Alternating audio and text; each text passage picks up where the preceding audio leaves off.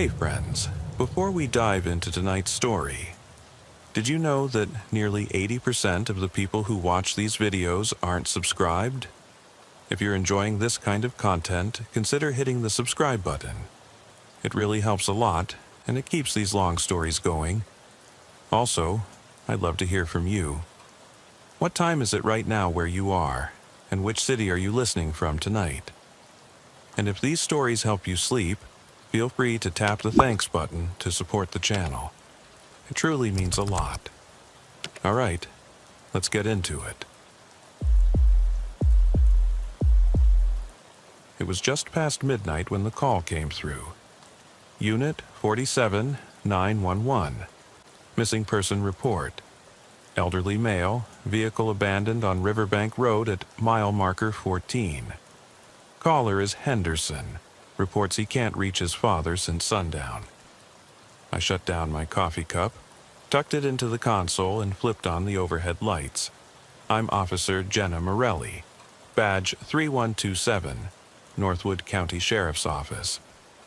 Tonight, I answered solo. Wilson's still tied up on that alarm at Cedar Grove. I eased onto the gravel shoulder, the cruiser's tires crunching underfoot, and killed the engine. The highway behind me was silent except for my own breathing. I clicked my maglite on. Its beam cut a path through the fog clinging to the pines. A half-mile down the road, I spotted the Wrangler parked crooked, one tire sunk low into the damp earth. Its headlights were still on, casting long, jaundiced shadows across the underbrush. Locking my door, I slipped out and snapped on my radio mic. Dispatch, I'm on scene. Vehicle is secured, lights are active, no sign of the subject outside yet. My voice sounded too loud in the quiet night. The Wrangler's door was ajar. Inside, a battered leather jacket, dark green, army surplus, hung on the headrest. A silver flask lay on the passenger seat, half buried in leaves. I crouched, my boots sinking slightly into mud, and picked it up. No fingerprints, just my own reflection in the dented metal. I circled the Jeep, flashlight dancing over cracked vinyl and shredded floor mats. On the back floor, a folded letter slipped from under the seat. I opened it, one-handed. June 3rd, 1998, Springfield, Vermont. The ink was faded. A memory flashed. Headlines of a body found in those woods years ago.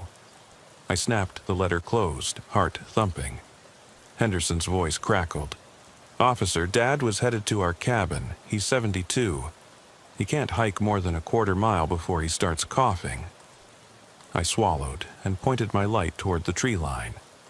Pine needles carpeted the ground, broken only by my own footprints. No other tracks for yards. I flicked on my scanner. Static. Dispatch, backup ETA 8 minutes, came back, voice muffled. Caller reports hearing odd noises on scanner, like whispers. My pulse quickened. I stepped off the shoulder and into the gloom, branches scraping my jacket. The air tasted of wet earth and gasoline. Odd mix.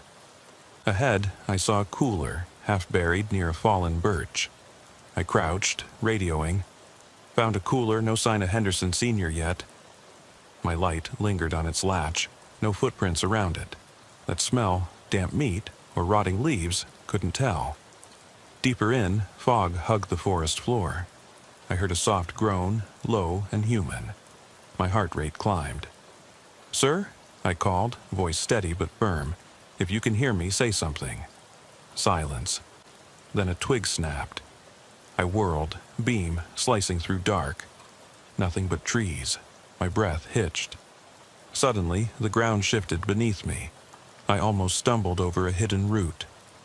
My light found 2 boot prints, size 10, unlikely for a 70-year-old. Fresh. My stomach knotted. I drew my sidearm, magazine clicking home. Every sense flared. I moved toward the prints, careful, methodical, every training drill kicking in. Eyes forward, trigger finger indexed, breath controlled. That's when I realized the temperature had dropped. Cold sank into my bones faster than the fog. My flashlight flickered, the beam wavered. I shut it off, felt the darkness swallow me, and clicked it back on, stronger this time. A shape crouched by the birch. I raised the light, heart pounding. No man, just a dark hollow where the tree had split. I let out a breath I hadn't realized I was holding. Then I heard it, a whisper, so close I felt it brush my ear. "Don't follow." My blood ran cold. I spun, light sweeping the circle around me. Nothing. No Henderson, no sun, no stray animal. Just fog and trees. The forest resumed its hush, as if daring me to move. I patted my vest, thumb grazing my radio. "Dispatch, I need you to stay on channel. I'm proceeding, but something's off." The only reply was static. I swallowed hard, squared my shoulders, and took a single step deeper into the woods, every sense straining. I stepped off the beaten path and into the trees, every sense on high alert. The muffled whoosh of fog through the branches was the only sound I could hear, until the whisper came again, faint but unmistakable. "Stop." My hand tightened on the grip of my pistol. Training told me to press on, but instinct shouted to turn back. I swallowed and took another deliberate step forward, forcing my breath to even out. Moonlight filtered through ragged clouds, casting pale rectangles on the forest floor. My flashlight beam danced over twisted roots and clumps of moss. I scanned left, then right, nothing but shifting shadows. My radio crackled once more, static swallowing any words it tried to send. I tapped the transmit button. "Dispatch, do you copy?" Silence answered. A cold sweat broke out on my neck. I knew better than to rely on the radio when electronics died in these woods, but it felt like someone, or something, was deliberately cutting me off.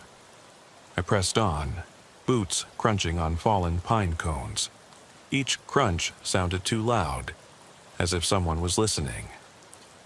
After 10 minutes, I reached a clearing where the ground sloped down to a small creek. The water was black under the moonlight, its surface still. I shone my light along the bank and saw footprints. One set matching Henderson's boot size, another set too large, wider, like a work boot. Both heading upstream. My pulse kicked up. I knelt to examine them. The deeper set belonged to the older man.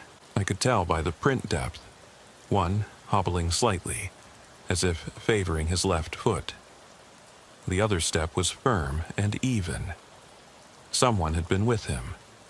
I rose, crouching low, and followed the tracks uphill. The air was colder here, biting through my jacket. My breath formed ghostly plumes. I called out softly, "Mr. Henderson, this is Officer Morelli." My voice cracked. I swallowed and tried again, firmer. "Sir, I'm here to help." No answer. I rounded a fallen tree and froze. Ahead, at the edge of the creek, I saw the Wrangler's front bumper lodged among rocks, its lights now off. How? I'd walked past it. My light flickered, and for a heartbeat I thought I saw a figure hunched behind the car. Then it vanished. My heart slammed in my chest.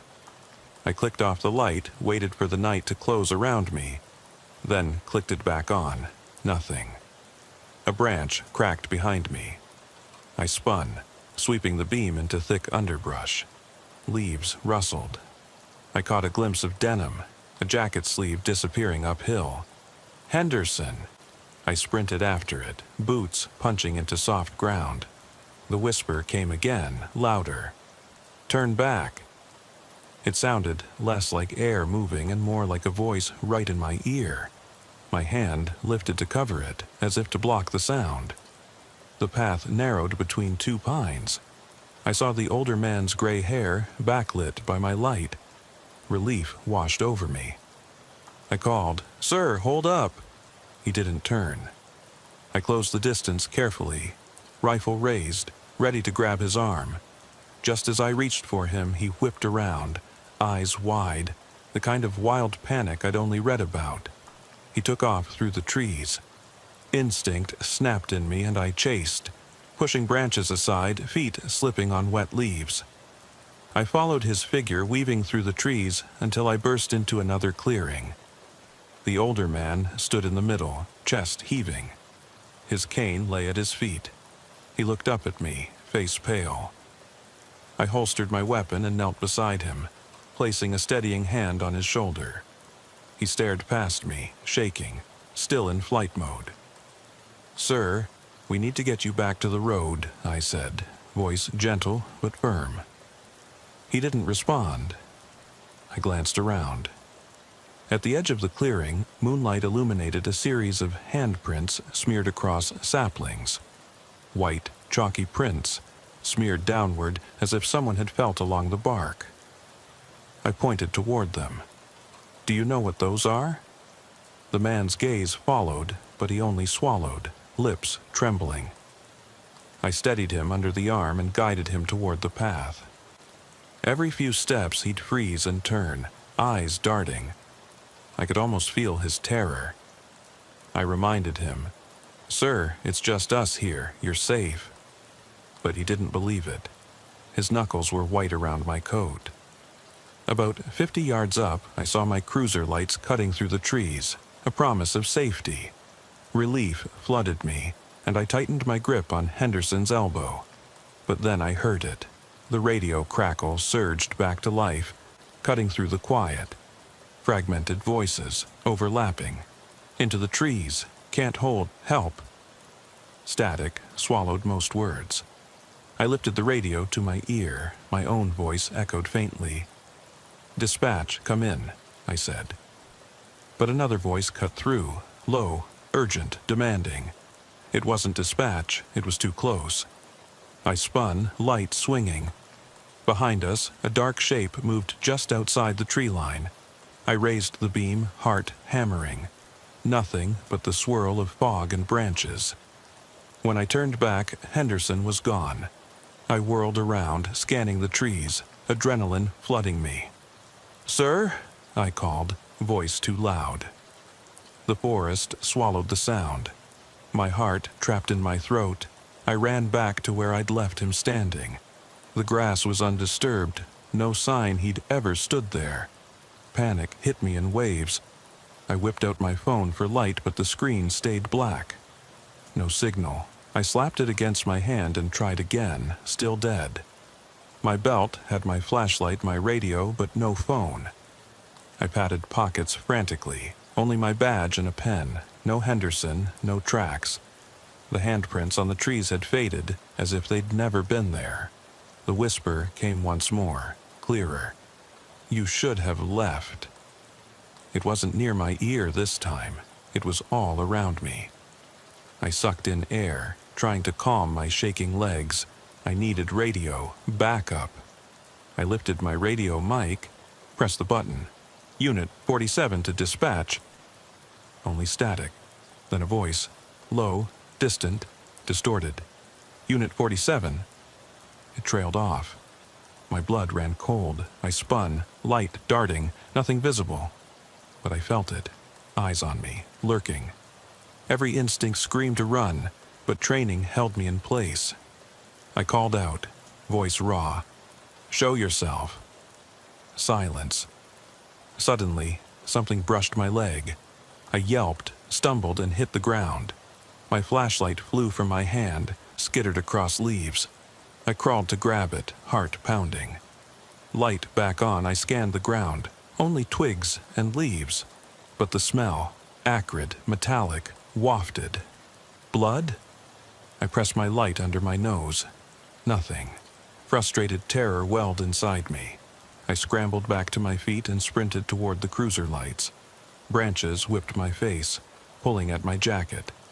My rifle was still slung over my shoulder. I reached for it, yanked it free, and pushed through the trees in a blind dash. I crashed into the clearing where the cruiser sat. Lights flooded the area. I skidded to a halt, gasping. The driver door swung open. Officer Gomez crouched beside the door, flashlight in hand. "There you are," he exclaimed, voice sharp with concern. "I heard your call. What happened? Where's the subject?" I shook my head, breath coming in ragged gasps. He vanished," I managed. "Track's gone. He was here and then he wasn't." I fumbled to lower my rifle. My hands trembled violently. Gomez reached out, steadying me. "Show me where." I pointed back into the trees. "It's past the creek. He was there." He nodded and radioed for medics, then trained his own light into the darkness. I stepped back, heart pounding.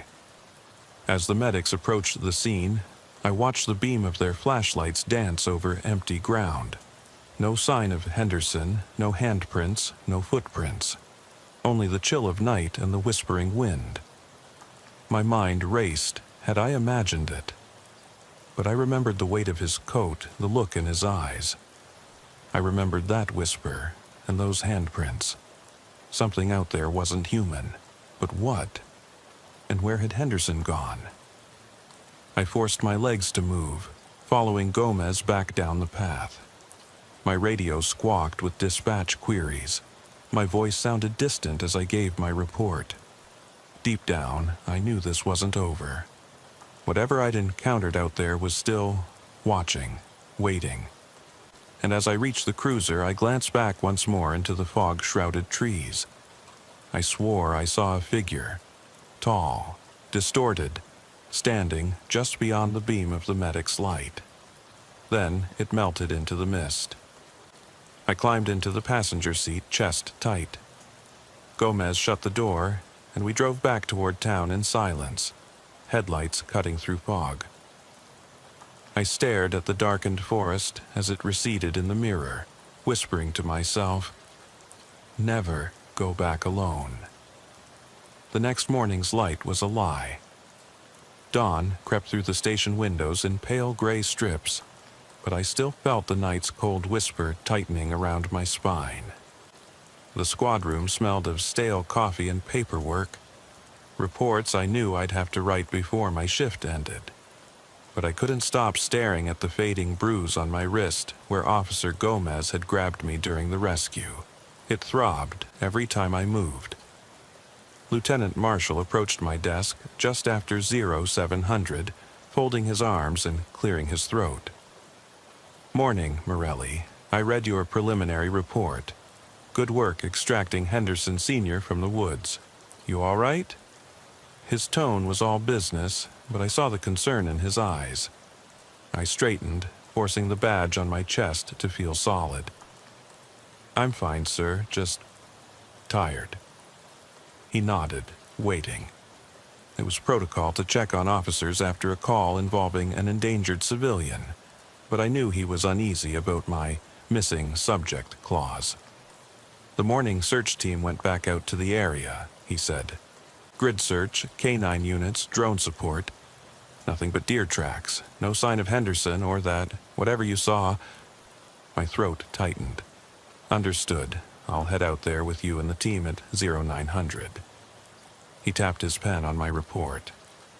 "Commander wants a thorough follow-up, and there's talk of a state trooper forensic team getting involved if we don't find him soon. I know it was rough last night, but you're the best for the job." I nodded, sliding the report toward him. "I'll get it done." At 0900, I climbed into the transport SUV with Marshall, Officer Gomez, and 2 deputies. The morning mist still clung to Riverbank Road, but now it carried the mournful cries of distant crows. The deputies passed around copies of Henderson's son's statement. His father expected to arrive at the cabin by 6 p.m., but never checked in. His truck found before midnight.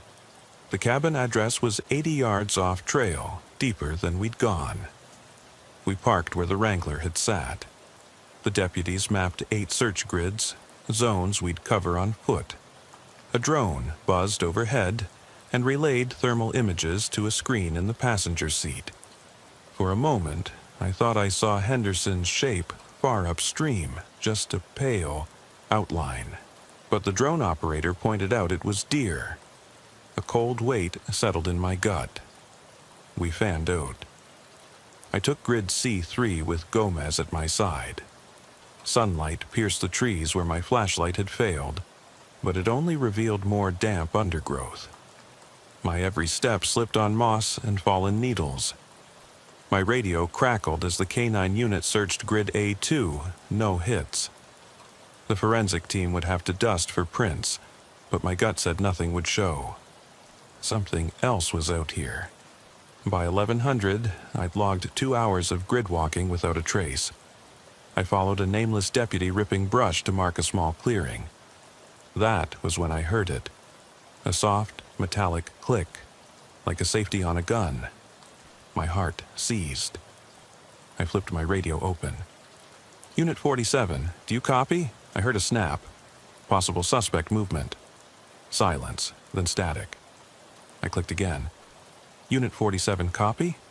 Nothing. I switched to channel 2, where Marshall's voice came through. Morelli, I read you. K9 team is clear. You sure it wasn't just a branch? I exhaled. Negative. I'll check it out. I took a few steps forward. The clearing was circled by saplings. In the center lay Henderson's cane, splintered. Metal bent. My stomach turned.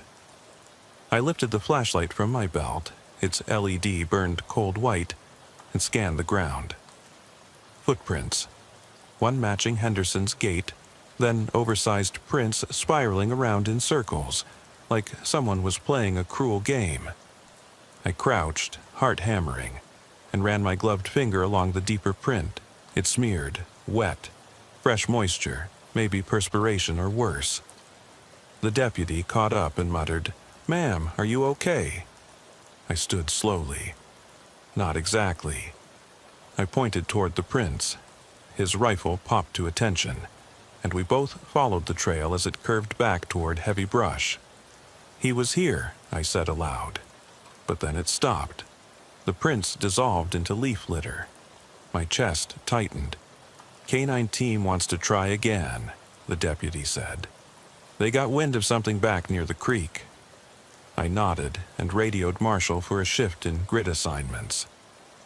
As I lifted my gaze to re-enter the trees, a flash of movement caught the corner of my eye. I whirled the beam, nothing but fog drifting at eye level. The air rippled. I blinked. In that ripple, I thought I saw Henderson's face. Eyes wide, mouth open in terror, only for it to vanish into mist. I forced myself to breathe steadily. I caught up with Gomez near the creek bank. His expression was grim as he stared at the water. He wasn't here either, he said. Just me and the trick of light. I tightened my jaw. Something's messing with us. He raised an eyebrow. You mean the whispers and the prints? Or the fact that we keep losing this man to thin air?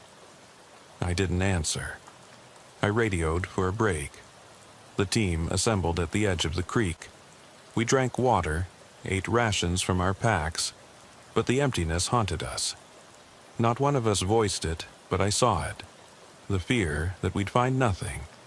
No body, no clues, just that dark hush pressing against our ears. By 1400, sunlight had shifted, shadows creeping along the creek. I volunteered to follow the bank upstream. 20 yards in, water pooled around a fallen tree. There, carved into the wet bark, were initials. H.F., not Henderson's handwriting. Someone else had been here long ago. Beneath it, deeper gouges formed a circle about a foot across. I shined my light. It revealed slick sap mixing with rust-colored streaks. Old blood, I thought, then realized with a sick twist, fresh reddish tint to it. I radioed for marshals to secure the line. Possible biohazard, I warned. As Marshall and the medic approached in hazmat gear, I shivered. The whispers returned, soft, slithering. Find me. They seemed to come from the earth itself. Goosebumps traced my arms. The medic knelt, took samples. Marshall barked orders. Deputies, sweep this sector. Morelli, you guide me back to the cabin site. See if you missed anything. I nodded, masking my unease with duty. We retraced steps uphill. My boots felt heavier, as if wading through sludge.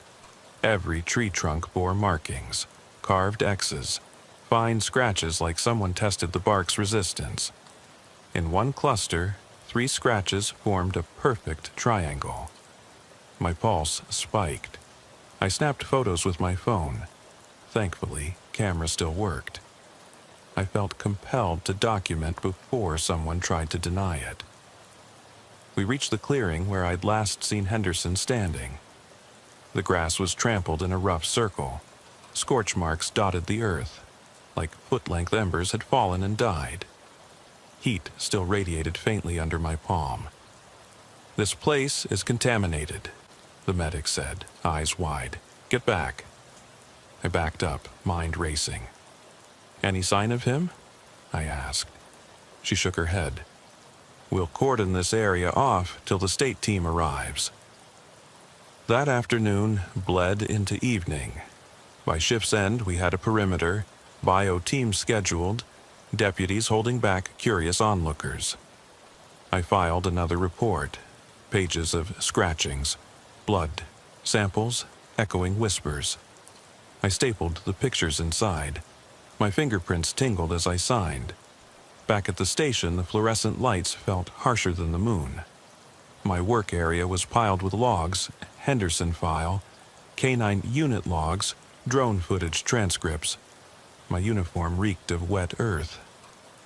I stripped it off at my locker, feeling the clasp of my badge loosen almost like a noose. I closed my eyes and remembered the whispers. Headlights sliced through my eyelids as I recalled the figure at the tree line. Something had joined us. It wasn't Henderson. It wasn't human. I felt its gaze in the station lobby on the way to the restroom down the hall. I glanced over my shoulder. Empty corridor. Lieutenant Marshall found me staring at the blank wall. "You can head home," he said softly. "Get some rest." I nodded, grabbed my bag, and said nothing more. I didn't want to admit I couldn't sleep.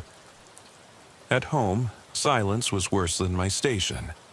The clock on the wall ticked too loud. I paced the living room, uniform still in my bag. I sat at the kitchen table, poured water, half a glass only. A single drop tremored off the edge and hit the wood with a hollow tap. Tap, tap, tap, too rhythmic. I stood, rubbed my temples. The whisper echoed in my skull. "Find me." I shouldn't have stayed, but I'd woken before dawn, keys in hand. Something pulled me back to the station. I drove through empty streets to Riverbank Road. My cruiser sat where I'd left it, lights off, engine cold. I killed my own headlights before turning off the engine. The fog was back, thicker than ever. I climbed out, radio in hand. "Unit 47?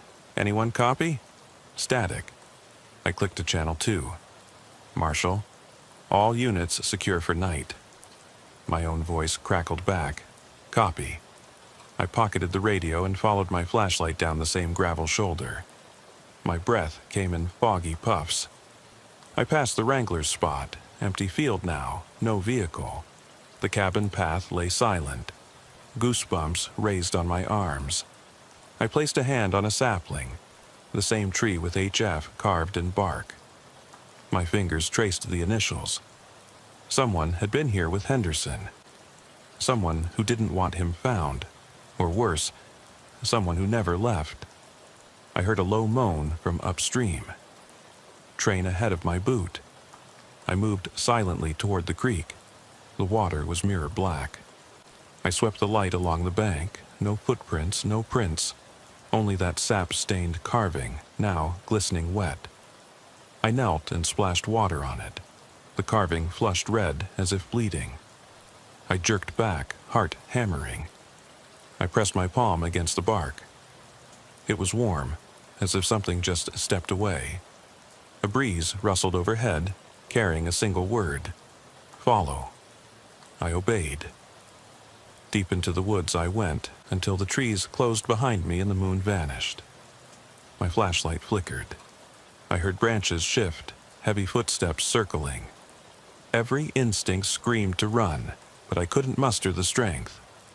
A voice, raspy, desperate, whispered directly into my ear, "Find me." My chest rattled as realization washed over me. I was hunting something that had been hunting me. The blade-sharp panic that seized my throat forced me to call out, "Who are you? What do you want?" Silence. Only the cadence of my own breathing filled the void. Then a single word, "Stay." It wasn't behind me or in front. It was everywhere. The woods pulsed with it, hungry and alive. I raised the flashlight in a wide arc. Nothing moved. Yet I felt its presence in the sour tang of blood on the air, in the thrum of the earth beneath my boots. A shape detached itself from the mist 3 feet away. Tall, ragged, 2 glowing smudges where eyes should be. I froze. The beam settled on a torn coat, dark green, army surplus. Henderson's coat, but the body beneath it was twisted, elongated, head lolling at an impossible angle. My radio crackled to life. Marshall's voice, taut with alarm. "Morelli? Where are you? Respond." I fumbled the radio, dropped it. Static screamed. The figure shifted, tilting its head as if listening. My hand closed around the handle of my pistol, but I knew it wouldn't help. Then the world went silent. No fog, no wind, no forest. Just that shape and me. My breaths came ragged. 1, 2, 3. My training receded. I was a civilian now, face to face with something beyond my law enforcement world. It raised one elongated arm, pointing deeper into trees. I understood then, this wasn't a rescue, it was an invitation. My feet moved before my mind could protest.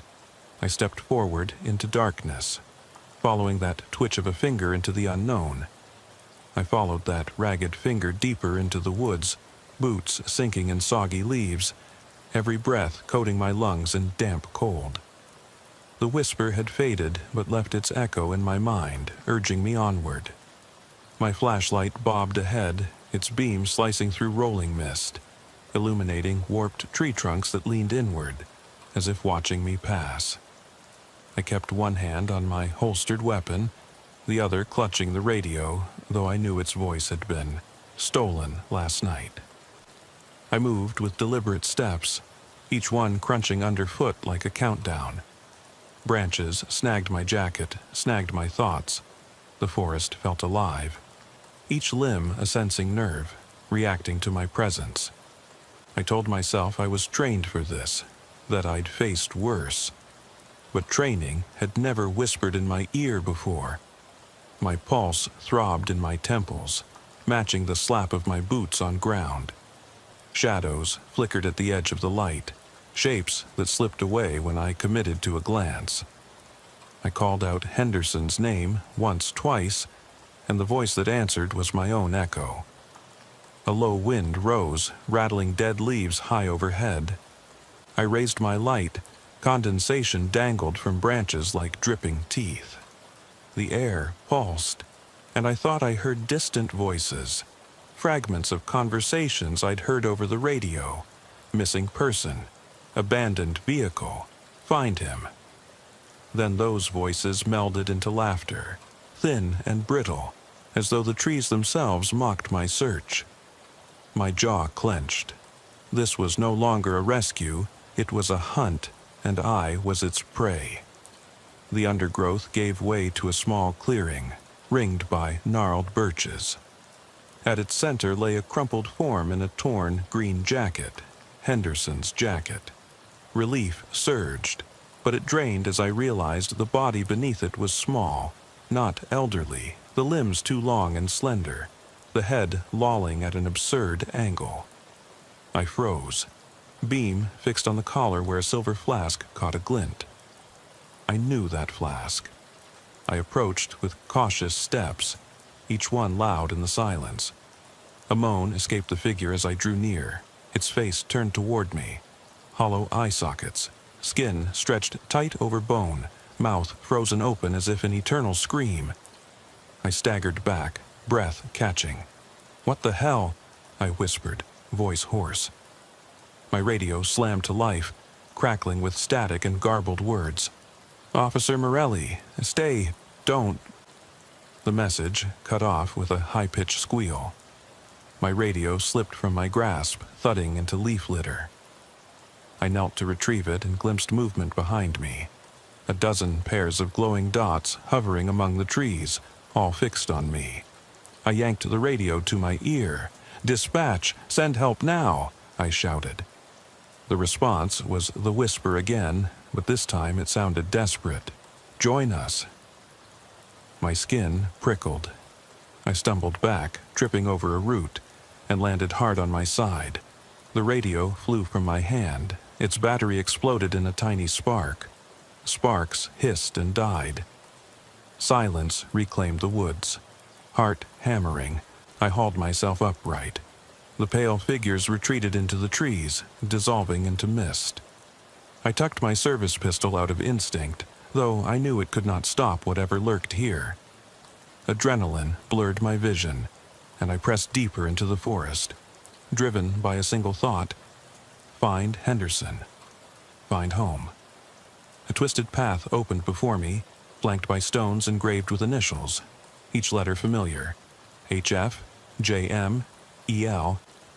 I recognized some, victims from cold cases I'd read about, and their names burned into my memory. These grave markers formed a circle. In the center, the earth was turned over, as if something had clawed its way up. I raised my light, churned soil, torn roots, and fresh footprints. One print was mine. Another was too small, childlike, sinking into the earth as if pulled downward. My chest constricted. A breeze carried laughter again, closer now, surrounding me. I spun, trying to locate its source. My flashlight flickered. The beam wavered and caught on Henderson, older, stumbling into the ring, eyes distant. Relief cracked my resolve. He looked straight through me, arms outstretched, like a puppet on invisible strings. "Sir!" I moved to steady him. He didn't turn. His mouth opened, blood trickling from his lips. He whispered, voice ragged, "They're waiting." He crumpled forward, and I caught him just before his head hit the dirt. I gasped, pulling him upright. His eyes locked on mine. A flicker of recognition, then terror. He tightened his grip on my arm, nails digging in, and hissed, "Go back!" I knelt, pressed my flashlight to his face. His skin was pocked with bruises in shapes that mirrored the engravings on the stones. They moved under the beam, as if rippling. My stomach clenched. "Sir, we're getting you out," I said, voice trembling but authoritative. I slung my arm under his and began toward the path I'd come in on. He suddenly went rigid, eyes snapped shut, and he slammed my arm away. The world shifted. The ring of stones began to wobble, each marker sinking halfway into the ground. The forest floor trembled beneath my boots. Leaves rattled overhead like shutters. I whirled toward the exit, Henderson's body clattering to the earth behind me. Branches lashed my face. I sprinted, direction lost, heart racing faster than my feet could carry me. The ring of trees closed around me, trunks bending inward like they wanted to crush me. I stumbled over a fallen log, hit my shoulder, and skidded across damp earth. I sprang to my feet, vision swimming. Then the whisper returned, clear as daylight. "Stay with us." My legs locked. I jerked my head toward a clearing bathed in silver moonlight. The silhouette of a small cabin stood there, its windows boarded. A single lantern hung by the door, swinging. I recognized the cabin from the letter's address, the one Henderson had headed to. Salvation or trap? My instincts warred. Go in, check for survivors, or run. My radio mic sparked into life one last time. Unit 47 to dispatch. But a voice cut through, low and resonant. "You found me." It wasn't dispatch. It was that voice again, but now it sounded amused. I shone my light toward the cabin. The door swung open, creaking. Warm light spilled out, illuminating two figures inside, Henderson's father standing stiff, and another figure I couldn't make out.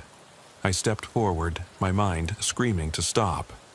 My hand rose, flashlight and gun unified in my grip. My voice cracked. "Sir? Dad? What?" Henderson's father tilted his head, gaze empty. The figure next to him stretched a skeletal hand, beckoning. I took another step. The lantern's flames sputtered, casting their shadows tall and grotesque across the cabin walls. My radio cut out again. My flashlight flickered and died. I was plunged into darkness so absolute it felt physical. In the blackness, I heard laughter, soft, triumphant, coming from all sides. The door slammed shut behind me.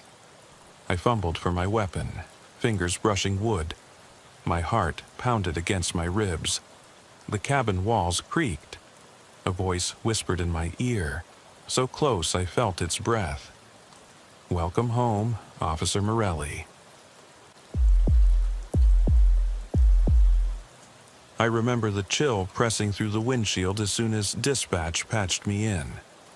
It was November 4th, exactly 2:15 a.m., and I'd been running quiet miles along County Road 47 outside Ridgewood, Oregon. The air was damp and thick with fog, curling around my cruiser's headlights like ghostly fingers. I'd just finished my second cup of burnt coffee when the voice came over the radio, tense, wavering. "Officer Thompson, please. It's Harold Stevenson. He was supposed to meet me an hour ago on McAllister Road, milepost 12. His phone went dead 10 minutes ago. I'm scared." I hit the mic. "Copy that. Dispatch, Unit 54, responding to a missing person call on McAllister Road, milepost 12. Over." My boots hit the pavement as I slid out of the cruiser, fog swirling at my ankles. The gravelly crunch underfoot sounded impossibly loud. I flicked on my T6 flashlight. The beam cut a narrow path through the gloom. Every tree trunk stood like a silent sentinel, bark slick with moisture. I swallowed, adjusting the strap of my duty belt.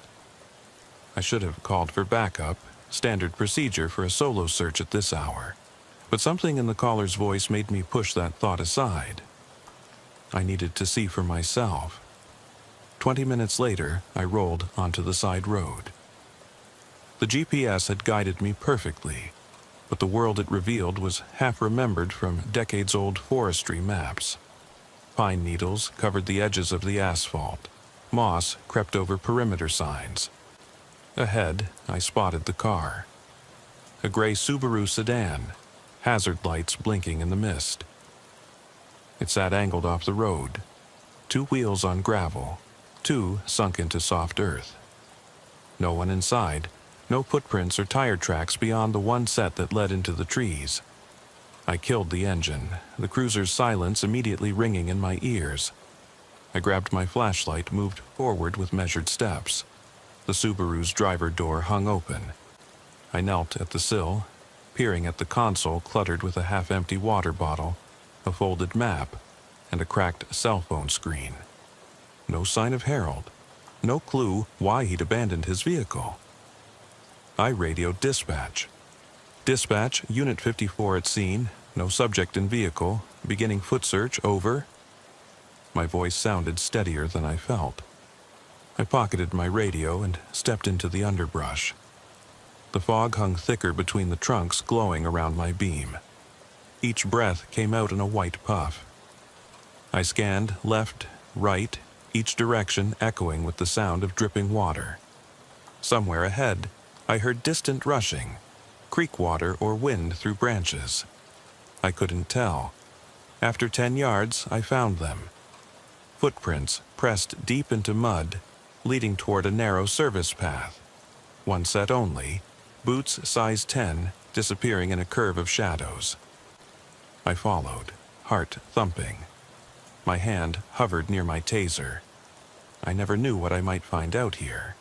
The only company was the rhythmic thud of my boots and the occasional snap of a twig underfoot.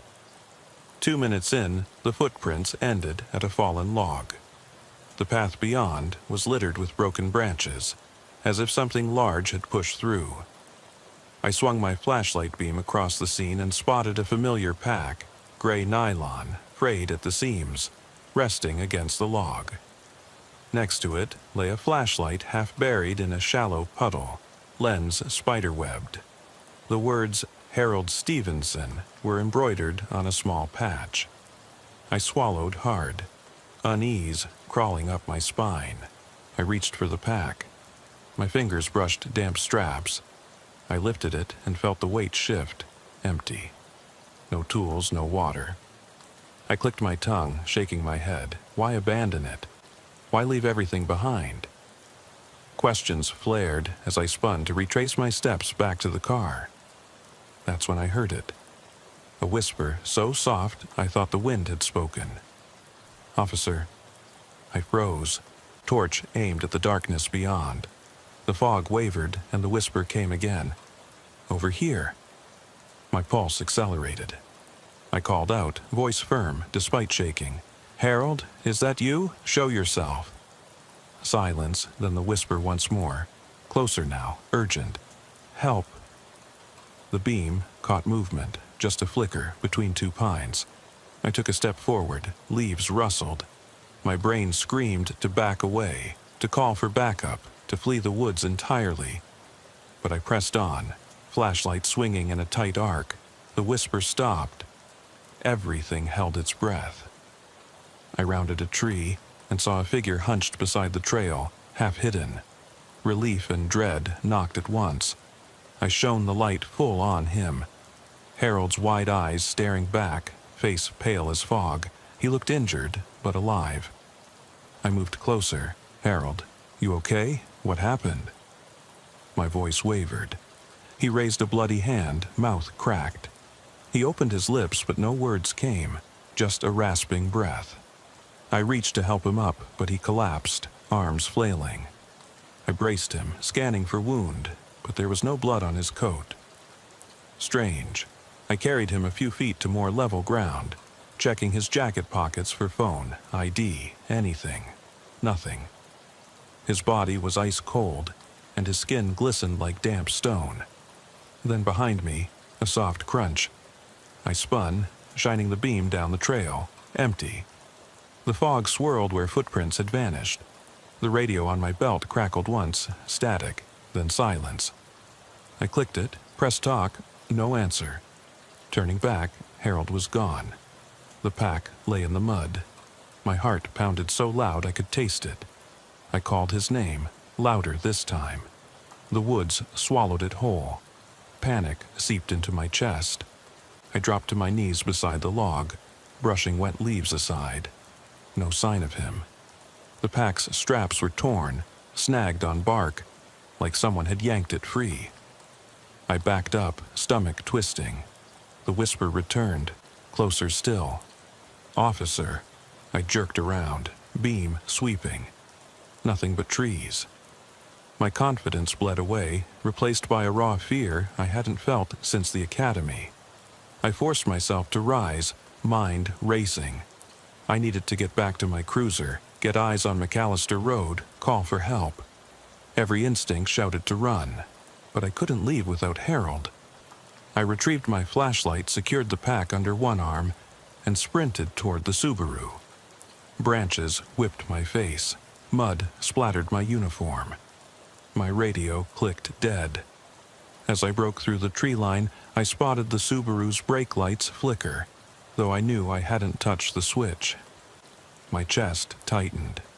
I dove into the cruiser, slammed the door. Fog blanketed the windshield. No headlights glowed behind me, but I felt them. I turned the key. The engine roared to life. I rubbed my forehead, breath ragged. Reaching for the radio, I tried dispatch again. "Dispatch, Unit 54. Urgent. Need immediate backup. Possible missing subject down. Radio's dead. Can't..." Static swallowed me. I slammed the cruiser in gear, tires spinning on wet asphalt. As I pulled onto McAllister, I dared a glance in the rearview mirror. Nothing. Only the fog trembling. But in my peripheral vision, a flash of movement, a silhouette at the tree line, watching. I flicked my lights on high, it vanished. I didn't stop to question what I'd seen. I floored the accelerator, tires screaming, until the darkness swallowed me and the road stretched on, empty and silent. I didn't dare glance back again as I barreled down McAllister Road, but the image of those pale eyes burned in my mind. My shoulders ached from squeezing the wheel so tight, and my uniform felt soaked through with sweat despite the chill. Every muscle tensed for some unseen force to lunge at the cruiser, to claw at me through the fog. But the road remained empty. Milepost markers slipped by in a blur. Pines loomed like silent sentinels as I hurtled toward Ridgewood. Radio still dead, cell signal non-existent. When I reached the edge of the town, I switched off the high beams and slowed to a crawl. Less to avoid wildlife, and more to calm my racing heart. Street lamps flickered, one every few blocks, casting ellipses of weak light on wet asphalt. I pulled into the station parking lot at 2:57 a.m., slammed the door, and ran toward the entrance, keys still in hand. The fluorescent foyer glowed harshly through glass doors. I yanked them open, my badge and flashlight forgotten on the cruiser's seat. The dispatcher's voice startled me from the desk. "Unit 54, you're back earlier than expected. Everything okay?" She sounded cautious. I felt exposed, like someone had seen me naked. "Radio's out," I panted. "I lost all comms in the woods. I found Stevenson's Subaru, then something happened." My voice dropped. I couldn't bring myself to say what. She pressed a button, and a muted speaker crackled. "Back up en route. Lieutenant's waking up the sergeant." Her eyes narrowed when she saw my face. "You look like hell. Medical need?" I forced a shake of my head. "I'll be fine. I need to review forestry cam footage and call the Stevensons." The sergeant appeared then, yawning, dark circles under his eyes. He'd been on call, sleeping in his office. He flipped on a desk lamp. "Thompson, you okay?" "Not really," I admitted. "Call went south. Subject vanished. Something else out there." I rubbed my temples. "I need every resource on McAllister Road." He listened quietly, then nodded.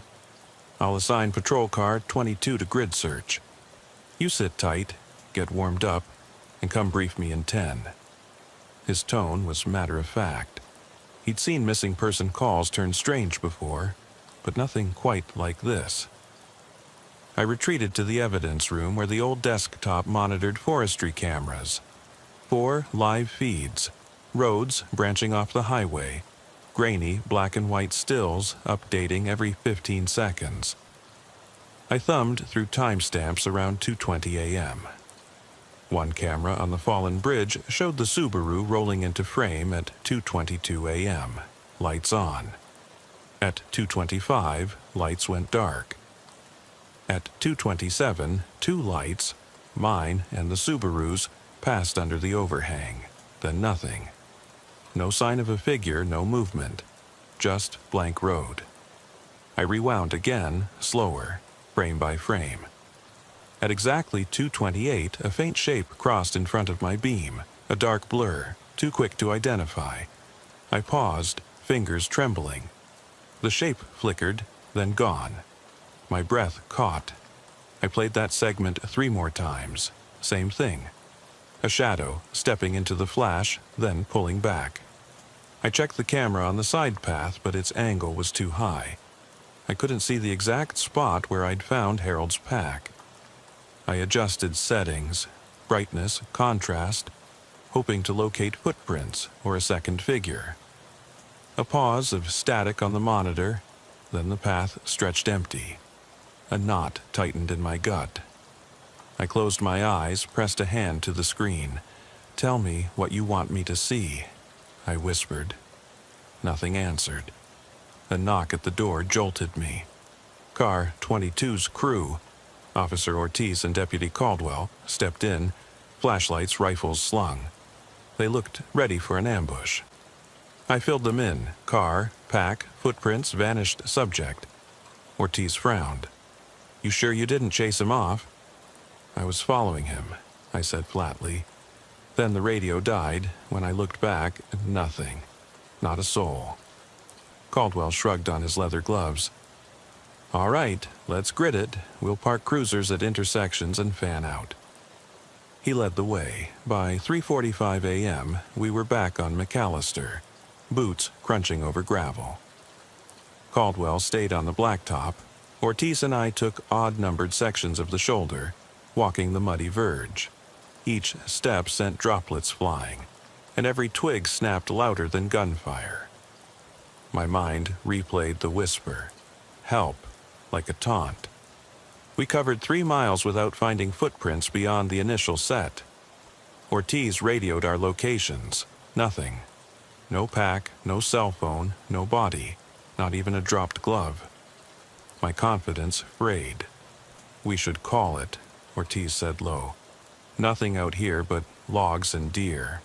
I shook my head, voice tight. "He's out here. I can feel it." Hard to admit, but I believed it. Something was drawing me deeper. Ortiz clasped my shoulder. "Take 5. We huddled at the edge of the woods, breath misting. I halted Ortiz's patrol, asked him to stay with Caldwell and search the east side. I'd circle back, check the fallen log area again. Alone now, I crossed the threshold into the forest's maw. The world beyond seemed distant. Traffic noise and town lights dampened behind a curtain of trees. Inside, the cold wrapped around me, pressing my coat into my skin. My flashlight's beam bounced against gnarled roots and damp earth. The faint scent of pine masked something more coppery. Blood, I thought, or maybe my own fear. I knelt by the log where I'd left Harold's pack. Translucent dew coated the straps. The mud beneath was churned as if a heavy body had been dragged away. I shined the light along the ground. Nothing but a shallow groove leading into thicker undergrowth. Goosebumps rose on my arms. "Harold," I called. My voice echoed weirdly, twisting among the trunks. I swiped sweat from my brow. My pulse pounded so loud I wondered if Ortiz could hear it over the radio. I tried to calm myself, rational voice in my head. Missing person call, unfamiliar terrain, signal loss, standard search ops. But the whisper came again, clearer this time, inside my skull rather than the trees. "Officer?" My breath caught. It wasn't outside, it was inside me, bone deep. I staggered back, flashlight trembling. I imagined Harold's face, pale, eyes wide, frozen in fear. I blinked. Nothing. The forest was still as if it were holding its breath. I scrambled to my feet, heart roaring. My radio clicked. Ortiz's voice. "Thompson, status?" I fumbled the mic. "Negative contact. I'm heading back." Static. Then, "Back to the cruiser now." Ortiz's tone cut through me. I obeyed, sprinting toward the faint glow of the patrol lights. Cold seeped into my bones and my breath came in ragged gasps. I burst into the clearing where Caldwell was hanging back by the cruiser. Ortiz stood beside him, rifles lowered but faces grim. The sergeant's SUV was there now, headlights cutting a wedge into dark. A spotlight scanned the trees. Before I could reach them, a piercing shriek split the air, inhuman, somewhere on my left. I froze. Caldwell swore. Ortiz trained his rifle where the sound had come from. I edged closer to them. Another shriek, closer, like metal screeching across bone. We stood locked in a triangle of light and shadow. My stomach churned, my hands shook. "Drop a flare," the sergeant barked. "Light it up." Caldwell struck the flare. It hissed and flared to life, burning white. We dropped it beside us, backed away, watching as its glow lit the underbrush. Nothing moved, except the flames trembling in the mist. The flare died in less than 30 seconds, leaving us in near darkness. Then I saw it. Half a dozen figures, dark shapes crouched behind trees, motionless. A dozen paces out, silhouettes hunched unnaturally, watching. I opened my mouth to call out, but no sound came. Then they melted back into the trees, slipping away without noise. My stomach knotted. Ortiz leveled his rifle, finger on the trigger. What? He started. There's no human way they moved, I breathed. Too fast. My voice cracked. I realized I was rocking on my heels, trapped between disbelief and terror. The sergeant barked orders. Fall back. Everyone back to the station, now. We ran, boots pounding mud. Every shadow seemed alive. Every tree reached for us. I glanced back over my shoulder. No headlights trailing us, no backup behind. Just the empty trail receding, silent but watching. At the cruiser, Caldwell jammed the door open. I dove inside, slamming it shut. Ortiz leapt in after me and the sergeant hit the ignition. The tires spun, then caught. We tore out of the woods, leaving the path and its horrors behind. We didn't speak until the cruiser rolled into the station lot again. Under yellow security lights, Caldwell exhaled, leaning his head against the seat. Ortiz exhaled too, eyes glazed. The sergeant jumped out, radio raised. Dispatch, this is Unit 54. We're secure. We need hazmat, no, medical support. And where the hell is SWAT? I sat there, shoulders shaking. My world had cracked. The missing man, the whisper in my head, the figures in the trees, none of it added up. Yet I'd seen it, felt it, and worse, heard it inside me. They asked questions, but I couldn't answer. My throat closed. My legs refused to carry me to the station's briefing room where they waited. I turned off the engine, grabbed my flashlight and walked away, into the station, into the harsh glare, leaving the dark road and its empty watchers behind, but carrying them inside myself. I didn't sleep that morning, or the next, and I still wake in the middle of the night with the echo of that shriek, the whisper tickling my ear. Officer. I spent the next 24 hours shuffled between my desk, the sergeant's office, and the evidence room, but all I could think about was that forest. I tried to eat, stale donuts and coffee that burned my throat, but even food tasted like ash.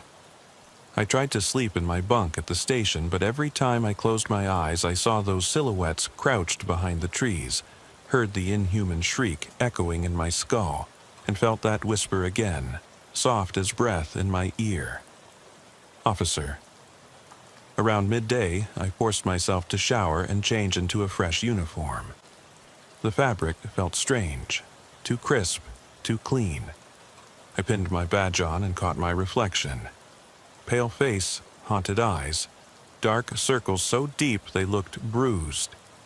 I splashed water on my cheeks and stared until the edges of my vision blurred.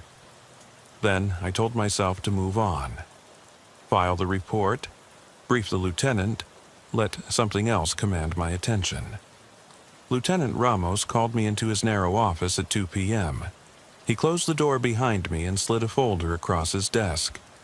Inside were the CAD logs, radio transcripts, and a still from the forestry camera showing the Subaru's headlights fading into the mist. He studied me over the rim of his coffee cup.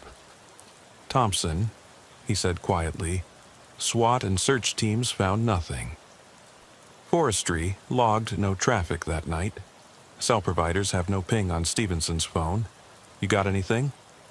I took a breath. My mouth was dry. I saw something, I began. Figures, not human. They moved through trees faster than any person could, and I heard Harold's voice, but I trailed off, shame burning in my chest. He set his cup down. This is a missing person investigation, not a ghost story. His tone wasn't dismissive. It was pragmatic. He'd been on the force long enough to know I fumbled the mic. Negative contact, I'm heading back. Static. Then, back to the cruiser now. Ortiz's tone cut through me. I obeyed, sprinting toward the faint glow of the patrol lights. Cold seeped into my bones and my breath came in ragged gasps. I burst into the clearing where Caldwell was hanging back by the cruiser. Ortiz stood beside him, rifles lowered but faces grim. The sergeant's SUV was there now, headlights cutting a wedge into dark. A spotlight scanned the trees. Before I could reach them, a piercing shriek split the air, inhuman, somewhere on my left. I froze. Caldwell swore. Ortiz trained his rifle where the sound had come from. I edged closer to them. Another shriek, closer, like metal screeching across bone. We stood locked in a triangle of light and shadow. My stomach churned, my hands shook. "Drop a flare," the sergeant barked. "Light it up." Caldwell struck the flare. It hissed and flared to life, burning white. We dropped it beside us, backed away, watching as its glow lit the underbrush. Nothing moved, except the flames trembling in the mist. The flare died in less than 30 seconds, leaving us in near darkness. Then I saw it. Half a dozen figures. Dark shapes crouched behind trees, motionless. A dozen paces out, silhouettes hunched unnaturally, watching. I opened my mouth to call out, but no sound came. Then they melted back into the trees, slipping away without noise. My stomach knotted. Ortiz leveled his rifle, finger on the trigger. What? He started. "There's no human way they moved," I breathed. Too fast. My voice cracked. I realized I was rocking on my heels, trapped between disbelief and terror. The sergeant barked orders. "Fall back! Everyone back to the station, now!" We ran, boots pounding mud. Every shadow seemed alive. Every tree reached for us. I glanced back over my shoulder. No headlights trailing us, no backup behind. Just the empty trail receding, silent but watching. At the cruiser, Caldwell jammed the door open. I dove inside, slamming it shut. Ortiz leapt in after me and the sergeant hit the ignition. The tires spun, then caught. We tore out of the woods, leaving the path and its horrors behind. We didn't speak until the cruiser rolled into the station lot again. Under yellow security lights, Caldwell exhaled, leaning his head against the seat. Ortiz exhaled too, eyes glazed. The sergeant jumped out, radio raised. "Dispatch, this is Unit 54. We're secure. We need hazmat, no, medical support. And where the hell is SWAT?" I sat there, shoulders shaking. My world had cracked. The missing man, the whisper in my head, the figures in the trees, none of it added up. Yet I'd seen it, felt it, and worse, heard it inside me. They asked questions, but I couldn't answer. My throat closed. My legs refused to carry me to the station's briefing room where they waited. I turned off the engine, grabbed my flashlight and walked away, into the station, into the harsh glare, leaving the dark road and its empty watchers behind, but carrying them inside myself. I didn't sleep that morning, or the next, and I still wake in the middle of the night with the echo of that shriek, the whisper tickling my ear. "Officer." I spent the next 24 hours shuffled between my desk, the sergeant's office, and the evidence room, but all I could think about was that forest. I tried to eat, stale donuts and coffee that burned my throat, but even food tasted like ash. I tried to sleep in my bunk at the station, but every time I closed my eyes I saw those silhouettes crouched behind the trees, heard the inhuman shriek echoing in my skull, and felt that whisper again, soft as breath in my ear. "Officer." Around midday, I forced myself to shower and change into a fresh uniform. The fabric felt strange, too crisp, too clean. I pinned my badge on and caught my reflection. Pale face, haunted eyes, dark circles so deep they looked bruised. I splashed water on my cheeks and stared until the edges of my vision blurred. Then I told myself to move on. File the report, brief the lieutenant, let something else command my attention. Lieutenant Ramos called me into his narrow office at 2 p.m. He closed the door behind me and slid a folder across his desk. Inside were the CAD logs, radio transcripts, and a still from the forestry camera showing the Subaru's headlights fading into the mist. He studied me over the rim of his coffee cup. "Thompson," he said quietly, "SWAT and search teams found nothing. Forestry logged no traffic that night. Cell providers have no ping on Stevenson's phone. You got anything?" I took a breath. My mouth was dry. "I saw something," I began. "Figures, not human. They moved through trees faster than any person could. And I heard Harold's voice, but..." I trailed off, shame burning in my chest. He set his cup down. "This is a missing person investigation, not a ghost story." His tone wasn't dismissive. It was pragmatic. He'd been on the force long enough to know the difference between protocol and paranoia.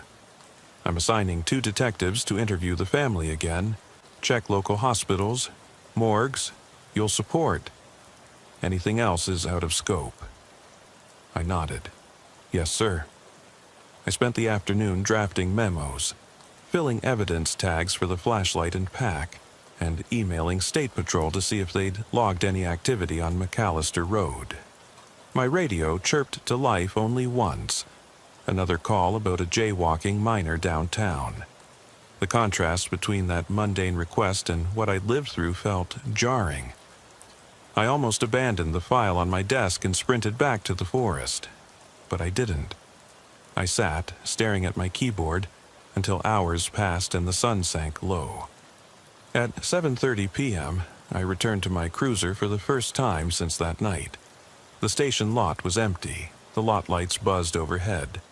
I unlocked the door, climbed in, and let my gaze settle on the dashboard.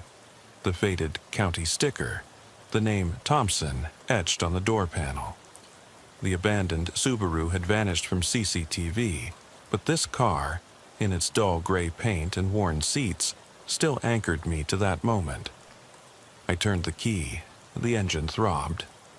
I drove slowly out the station gates, leaving fogless pavement for the dark highway. I aimed for McAllister Road without GPS, trusting memory. The street lamps ended at the county line. Beyond them, only darkness. I slowed to 15 miles per hour, scanning the shoulders. The air was cooler here, carrying the scent of pine and damp earth. Again, that familiar tension settled in my shoulders. When I reached the curve where the forest swallowed the road, I flipped on my high beams. The beams punched into the fog, revealing nothing but blackness. I parked halfway off the asphalt, deathly quiet except for the engine's idle. I grabbed my flashlight, slipped my service weapon into its holster, and took 2 deep breaths. The gravel under my boots and the mist at my ankles felt like the first step of a dream. I strode toward the tree line, counting steps, a restless habit to keep my mind anchored. 20 steps to the edge, 30 to the fallen bridge, 40 to the Subaru's familiar spot. The broken guardrail was still there, its metal twisted and rusted. The elm tree bent at a right angle, branches low. I stood where the Subaru had sat, chest tight, and breathed in the cold air. No hazard lights, no door ajar, just the hush of the woods. I flicked off the cruiser's lights. Total darkness. For a moment, the trees were invisible. Then I raised my flashlight and swept left to right. Each beam met empty shadows, yet my hands trembled. I edged forward until my boots sank in soft mud. A reminder this path was real, not imagination. I followed the path toward the fallen log. My flashlight beam cut through vines and branches. The pack lay where I'd dropped it. its straps torn, muddy. The flashlight next to it was gone. I crouched, inspected the pack's exterior. No pockets torn, no evidence of struggle. Inside, I found only a single item: a folded scrap of paper, damp and creased, with scribbled coordinates. Latitude and longitude, McAllister Road, milepost 12 by my reckoning. No other writing, no name. I slipped it into my jacket pocket. My phone buzzed, a text from dispatch. Be advised, weather advisory, heavy fog until morning, road may ice. Consider rescheduling grid search. I thumbed out a reply. Understood. I'm on site. I slipped my phone away. If the forest was hiding something, I needed to press on. I rose and continued down the service path. The air grew thicker, the trees closer. The fog clung to the beams, muting their reach. I heard running water below. Creek Hollow. I'd noted it on the forestry maps. I followed the sound until the flashlight caught a derelict bridge. The boards were slick with moss. I tested each step.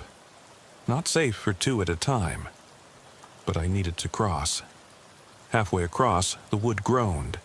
I froze. My heartbeat pounded so hard I felt the thrum in my wrists. I shone the beam downstream. The water glinted silver. I scanned the bank. Nothing.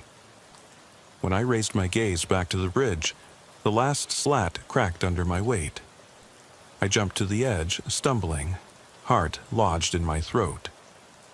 Breathing hard, I pressed on into deeper woods.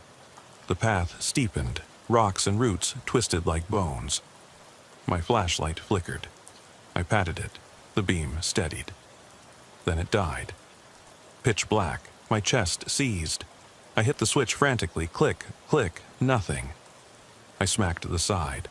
Finally, a dim glow returned. I advanced until I reached a clearing I'd never seen before. The fog parted overhead, revealing stars. In the center lay a circular patch of bare earth, 10 paces wide. At its edge, half buried in dirt, was a rusted metal cage. Collapsed, bent. The bars twisted as if something had squeezed free. My light caught a jagged metal tooth embedded in the soil. I crouched to touch it, ice cold and slick with mud. Then I heard it again. A whisper, but not my whisper. The voice was deeper, older. Find me. I spun, beam darting. No one. The clearing was empty. The air felt charged, like the calm before a storm. I rose, adrenaline surging. I circled the area, scanning for footprints or signs. Instead, I found symbols carved into bark around the clearing. Crude shapes, circles intersected by lines, spirals entwined in triangles. They glowed faintly where moss had been scraped away. At the center was the letters HS scratched sideways. My pulse thundered. I backed away until the beam hit a rotted stump. On it, someone had pressed the cracked lens of Harold's flashlight. The glass sparkled like a frozen eye. I knelt, reached for it, but my fingers recoiled. It was sticky with something dark. Sap? Or blood? My flashlight blinked out again. I dropped to one knee, panting. My radio crackled, but not with the dispatcher's voice. Static, then a faint echo of my own words. I need help. The speaker hissed, then went silent. I hauled myself to my feet and ran, branches clawing at my face, roots tangling my boots. The forest shifted around me. I tripped, fell, scrambled. I screamed, "Stop! Who's there?" But only my echo answered. Officer. At the edge of the clearing, I nearly collided with the pack I'd been carrying. It lay open, empty. My jacket, phone, and the scrap of paper were gone. The path behind me was gone too, replaced by dense undergrowth. Panic surged. I punched my chest, telling myself to breathe. I swiveled, searching for any landmark, the broken guardrail, the elm tree. But nothing looked familiar. The clearing swallowed me, concentric rings of trees, all identical. I pressed the torch against my palm, gripping it so tight my knuckles whitened. In the strained beam I saw movement. Something crouched at the base of a pine. I approached slowly, every instinct screaming to flee. When I drew within hand's reach, I swung the light full on. Nothing but black moss and gnarled bark. Then the whisper behind me, close as breath. "Officer!" I ran. Branches tore my uniform. Twigs carved my face. The whispers multiplied, coming from every direction, faint and urgent. "Help! Here! Find!" My flashlight flickered, then died. I was engulfed in darkness, so complete it pressed on my eardrums. I screamed into the void and slammed a hand on a tree, clattering bark. My palms found a notch. Someone had carved letters. "Run." I tore off in a random direction, arms outstretched. The ground dropped away. I stumbled down a slope. My leg gave and I fell, skidding on loose soil. I rolled, hit a rock, stars spinning overhead. Dazed, I rolled back up and stood. Moonlight glimmered through the canopy. I saw the passenger side taillight of my cruiser down the hill, a pinprick of red. Relief and dread clenched together. I ran toward it, boots pounding, until I burst onto McAllister Road. The taillight had gone dark. My cruiser was gone. In its place sat the Subaru, hazard lights blinking. My head snapped up. The engine idled. The door was open. I froze in the middle of the road. My breath came in ragged gasps. The town lights were miles away. From inside the Subaru came a creak, like someone shifting. My radio buzzed to life. "Dispatch. Unit 54. Where are you? Respond." Relief and terror churned. I took a step forward, hand on the door handle. The whisper closed in on me. "Officer." I opened the door. Under the Subaru's half-rotted roof, the air turned ice cold. The driver's seat sank under my weight, springs creaking like bones. I sat rigid, eyes locked on the empty passenger side.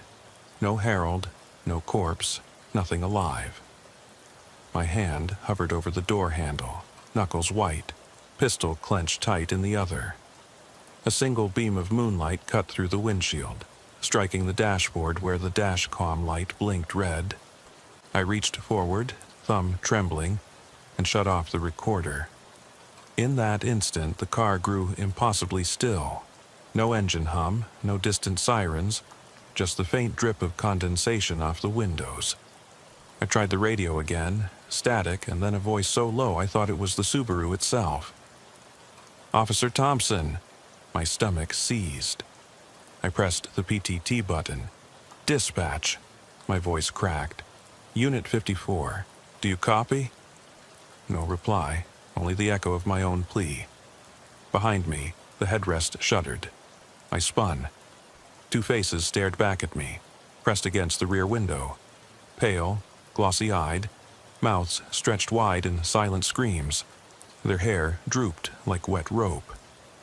I slammed the beam of my flashlight across them. No movement, no breath, just empty masks. I slammed the door shut and locked it, fumbling for the keys that weren't in the ignition. My heart thundered. I realized the engine was off. I turned the key, nothing, no click, no whir. The Subaru had died. I yanked on the glove box, it swung open. Inside lay a single item, my badge. Cold metal, engraved Thompson. I froze. My uniform badge, not the Subaru owner's. How had it gotten there? The door handle rattled behind me. "Officer," a whisper, soft, coaxing. It came from inside the glove box. I yanked it closed. Then the whisper was all around me, inside my helmet, under my skin. "Here, with me." Panic flared. I yanked the pistol free, racked the slide. The action clicked, deafening in the sudden void. My hands shook, barrel aimed at the windshield. Shadows pooled beyond the glass. The fog billowed low, curling up over the hood like liquid ash. I backed into the seat, leg pressed against the door. My face burned, tears stinging. I thought of Harold, alone in the woods, vanished. I thought of the figures that weren't human, and I thought of my own reflection in the dark window, hollow eyes, mouth hanging in a silent scream. Without warning, the Subaru lurched forward, not from me. I slammed on my boot, but the pedal pressed down against my leg. The car rolled into gear, creeping toward the forest entrance. The headlights stayed off. It was as if I'd died and the Subaru was driving itself home. "Stop it!" I shouted. The car obeyed, rolling back a foot, then forward again. The road curved into darkness. I fought the wheel, but it turned under me toward the trees. The whisk of branches against the windows. The scent of pine, damp and cloying.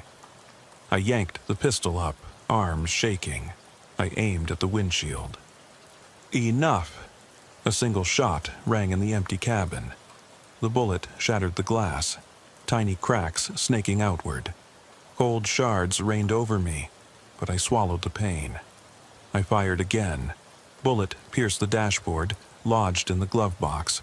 The whisper turned triumphant. Forever. Through the cracked glass I saw them.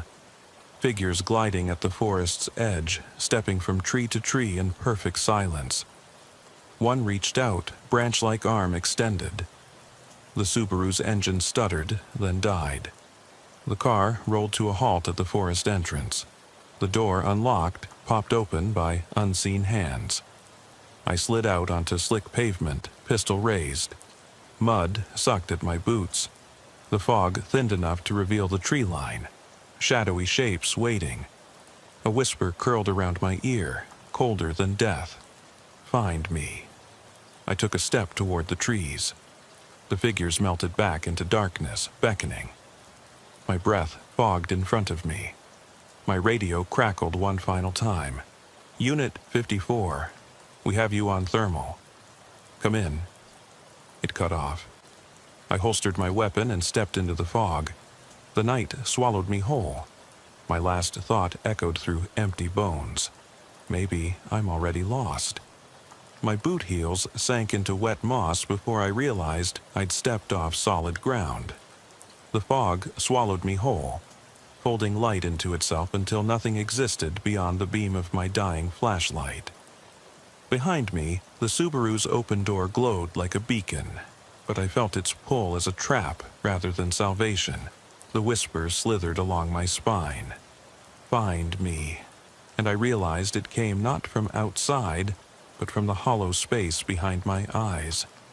I forced myself forward, each step a negotiation with my own terror. The trees here bowed together, their trunks knitting into a living tunnel that led deeper into the unknown. My radio lay silent in my uniform pocket. The last squelch of static had died minutes ago. No backup, no town lights. Only the rhythm of my breath, ragged and shallow, and the soft slap of footsteps on damp earth. I followed the sound of running water, Creek Hollow again, though I couldn't recall exactly where it should be. The forest twisted around me, landmarks unrecognizable. Moss-clad roots formed jagged spines at my feet. My flashlight flickered, and for a heartbeat I saw dozens of pale faces pressed against the glass of a car I'd never driven, mouths frozen mid-scream. I swung the beam, but as soon as my light cut their faces whole, they vanished into the mist. "Harold?" My voice was a croak, a curse on my trembling throat.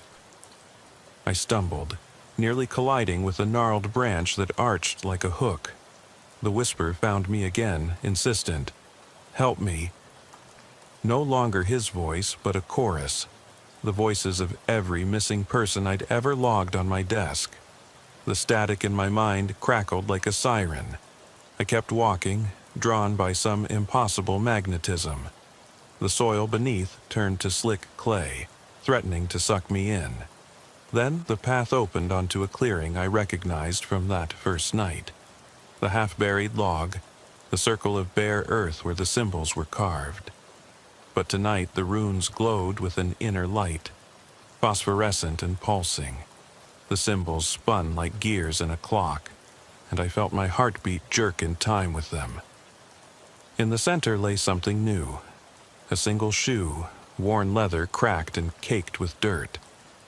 I knew it at once. Harold's hiking boot, the one he'd borrowed when scouting elk. Next to it, the scrap of paper I'd slipped in my pocket lay open in the mud, coordinates scrawled in my own block print. My hand clenched. Whoever, or whatever, had left it knew me intimately. I reached down, fingers brushing the leather. A surge of warmth bloomed at my fingertips, then pain, like a fever ignited under the skin. I gasped and yanked my hand back. The wound on my palm glowed where I'd touched the shoe, a bruise shaped like my own handprint.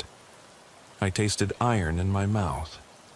I was bleeding, but the forest felt no chill. Behind me, the fog parted and the Subaru's hazard light winked to life. I wheeled around. Its beam painted the trunks in ghostly relief. The car waited on the edge of the symbols, driver door wide. The dashcam light pulsed, recording. I heard dispatch crackle. Unit 54, come in. Please say you're all right. Relief thundered through me, but when I tried to answer, my throat closed. I stumbled toward the car. Every instinct screamed to run, but I had no choice. I hurled myself into the driver's seat.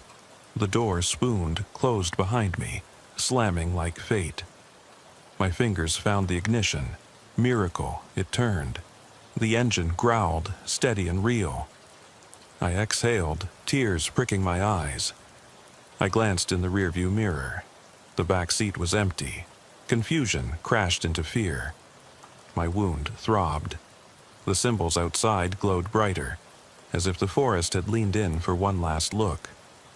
And on the headrest, scrawled in fresh mud, I saw 2 letters. HS. My breath caught. I was writing his initials, not him. My flashlight lay on the passenger seat, shattered. Its lens cracked into a spider's web. The door handle rattled softly. I reached for my pistol, but the weight of something cold touched my ankle. I looked down, a small handprint, palm size, pressed into the cracked leather of my boot. It was wet, sticky. I flicked on the dome light. Nothing. Just the slick shine of moisture. My radio buzzed again. Unit 54, we've got your location on thermal. We'll be there in 5. Hope surged, but I realized the voice was delayed, echoed, warped. It didn't match the dispatcher's motherly calm. It whispered, "Officer." I started the car, but the Subaru didn't roll forward. The beam of my headlights met the forest's edge, where every tree bowed inward. Not a clear road, just an archway of branches rippling. I stepped out of the cruiser, pistol drawn. The door locked itself behind me with a click that felt like a judge's gavel. The runes burned on the trees. The shoe lay abandoned. My own radio crackled one last time. "We're here." I raised my weapon, but the night answered with silence, and then the whisper, so close I felt warm breath on my neck. "Stay. With me." The instant I stepped from the driver's seat, the forest seemed to inhale me. The Subaru's door clicked shut behind me, but there was no returning to safety. My boot sunk into the wet soil, and I felt the tremor of the earth. Or was it my own pulse? My flashlight lay broken on the passenger floorboard, so I fumbled for my pistol, securing it in one hand while my other hand brushed instinctively at the raw bruise on my palm. The wound had stopped bleeding, but the ache pulsed in time with my heartbeat. I forced a calm breath, the way they taught us at the academy. Inhale for 4, hold for 4, exhale for 4. But the forest's air tasted of rot and expectation.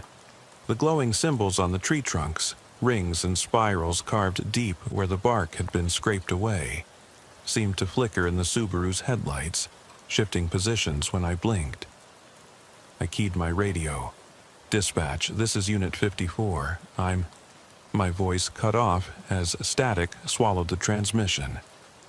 I tried again. Silence. I felt utterly alone. I took one cautious step forward, pistol raised. The ground underfoot was uneven, root choked. Fog drifted in thick waves, curling around my knees. The whisper came at once. "Stay," but softer than before, like a slippered foot on carpet. It came from inside the trees, but also from inside my head. I rattled my teeth against the earpiece of my radio and tapped the mic. Nothing. Then I saw movement. A ripple of black beyond the reach of my headlights, as though the space between two oak trunks had opened like a curtain. I moved toward it, every sensory alarm screaming to stop. Yet I couldn't tear myself away. The whisper, "Stay with me," beckoned me onward. At the edge of the luminescent ruins, I saw faint footprints pressed into the mud. Bare footprints, as if someone had walked here unshod. They led deeper into the undergrowth. I followed, boots slipping on wet leaves, pistol clutched tight. The whisper grew louder, layered with a second voice. Deeper, older, mournful. "Find me. Don't leave me." The two voices converged into a single demand. My stomach clenched. "Officer Thompson," I told myself. "You're a cop, a trained first responder, not a tourist in your nightmares." But the rational thoughts felt distant, like echoes from another life. I pressed forward until the ruins closed behind me, and the Subaru's taillights were only a memory. The fog thickened, and the forest darkened beyond the whine of my own breath. I heard my heartbeat in my ears, the shudder of my uniform as adrenaline flooded my veins. Then I stumbled into a clearing. Pale moonlight pooled on a circle of stones, irregular, jagged stones laid in a rough ring. In the center, a wooden stake driven deep into the earth, blackened at the tip. Harold's boot lay abandoned at the ring's edge. Next to it, the scrap of paper with the coordinates, now crumpled, soggy, illegible. I approached the stake and ran a trembling finger along its length. The wood felt wrong. Slick, alive, throbbing under my touch. I jerked my hand back, nearly dropping my pistol. A soft groan emerged from the stake, low and gurgling, like a voice trapped in rot. My eyes widened. I swallowed, taste of bile rising, and then came the newest whisper, booming inside my skull. "Look." I turned and caught sight of something at the ring's perimeter. Dozens of faces, gaunt, expressionless, eyes glassy, peering at me from the darkness. They hovered, half hidden, like photos pasted onto tree trunks. Some were children, some middle-aged, a few old lined faces. I recognized none, yet each one felt painfully familiar, as though I had known them in another lifetime. One by one, they drifted forward, silent, weightless. My throat went dry. I raised the pistol, finger trembling on the trigger, but they knelt as a group, lowering their heads. A single face broke from the circle. Harold, or a vision of him. Hollow-cheeked, lifeless eyes, mouth parted in a silent plea. He reached out a hand, fingertips brushing mine across the clearing. "Help me." His lips moved, but no sound escaped. My mind screamed at me to run. My training screamed at me to protect. I didn't know which instinct to obey. The circle of faces murmured, an indistinct chorus, voices layering over each other. "We're here. We need you." The tone wasn't threatening. It was pleading, desperate, like a 911 call no one could answer. I staggered backward, eyes filling with tears. "I'm trying," I croaked, voice lost in the haze of fog. I felt tears track down my cheeks, hot, incongruous in the cold night. The faces dissolved into mist, rising like smoke. The stake at the center of the circle cracked, splinters peeling away. The whine of wood splitting filled the clearing. I backed away, pistol dragging at my side. The runes on the trees flickered and went dark, as though the forest had drawn a breath, waiting. I turned toward where I thought the Subaru had been parked, but the ring of stones blocked every path. The forest pressed in. I heard the whisper again, softer now. "You're one of us." They meant me. The realization tore through me. The chorus of voices rose in a crescendo. "Join us. Don't run. Stay." My legs gave out. I fell to my knees in the mud. My pistol clattered away, forgotten. The world shrank to the stake in the center of the circle, blackened and alive. I crawled forward, unable to stop, as if the forest had slid under my skin. The whisper had become a roar inside my head. "Stay with me." I reached the stake. My hand closed around it, feeling the pulse of the wood. The ground trembled. The stake tilted, pointing at me like an accusing finger. My vision blurred. Daylight flickered. Or was it remnant moonlight? I couldn't tell.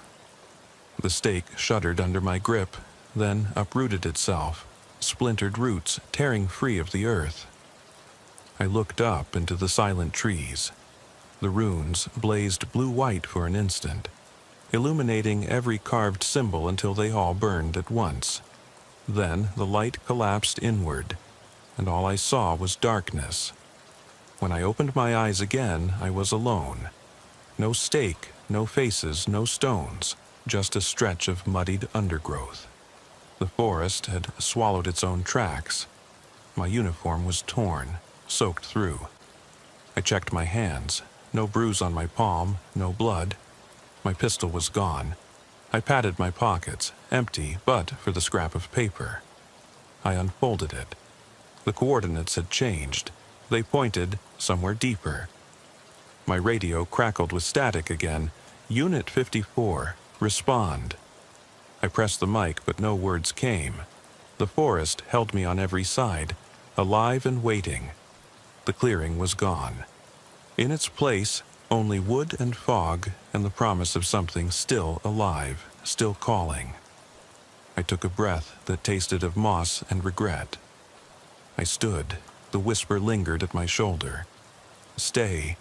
And I realized I couldn't obey, but I also couldn't run. The forest had chosen me, and whatever Harold had become, whatever those missing voices now were, they wouldn't let me go. I remember the night so clearly, the chill in the air, the low fog clinging to the pines like specters.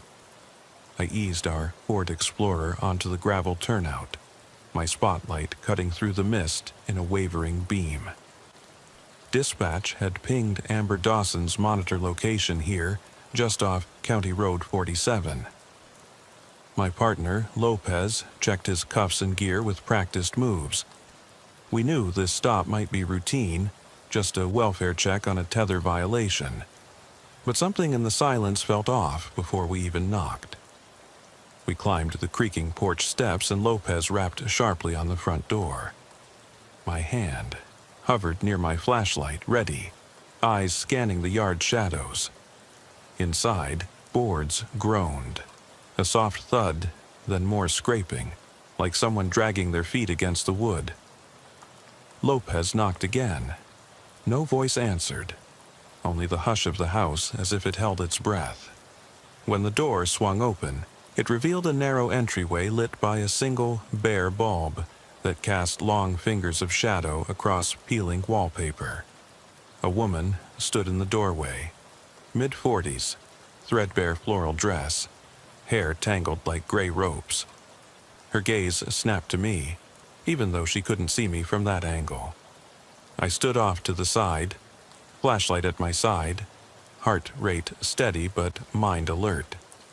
She stared without blinking, lips parted as though about to speak, but only silence came. "Evening," I said, voice low and calm. "We're here to check on Amber Dawson. You know her?" no hesitation in my tone, standard procedure. Lopez's presence behind me reinforced the partnership and the protocol we followed. The woman didn't shift her weight. Instead, she tilted her head, eyes flickering upward toward the hallway behind her.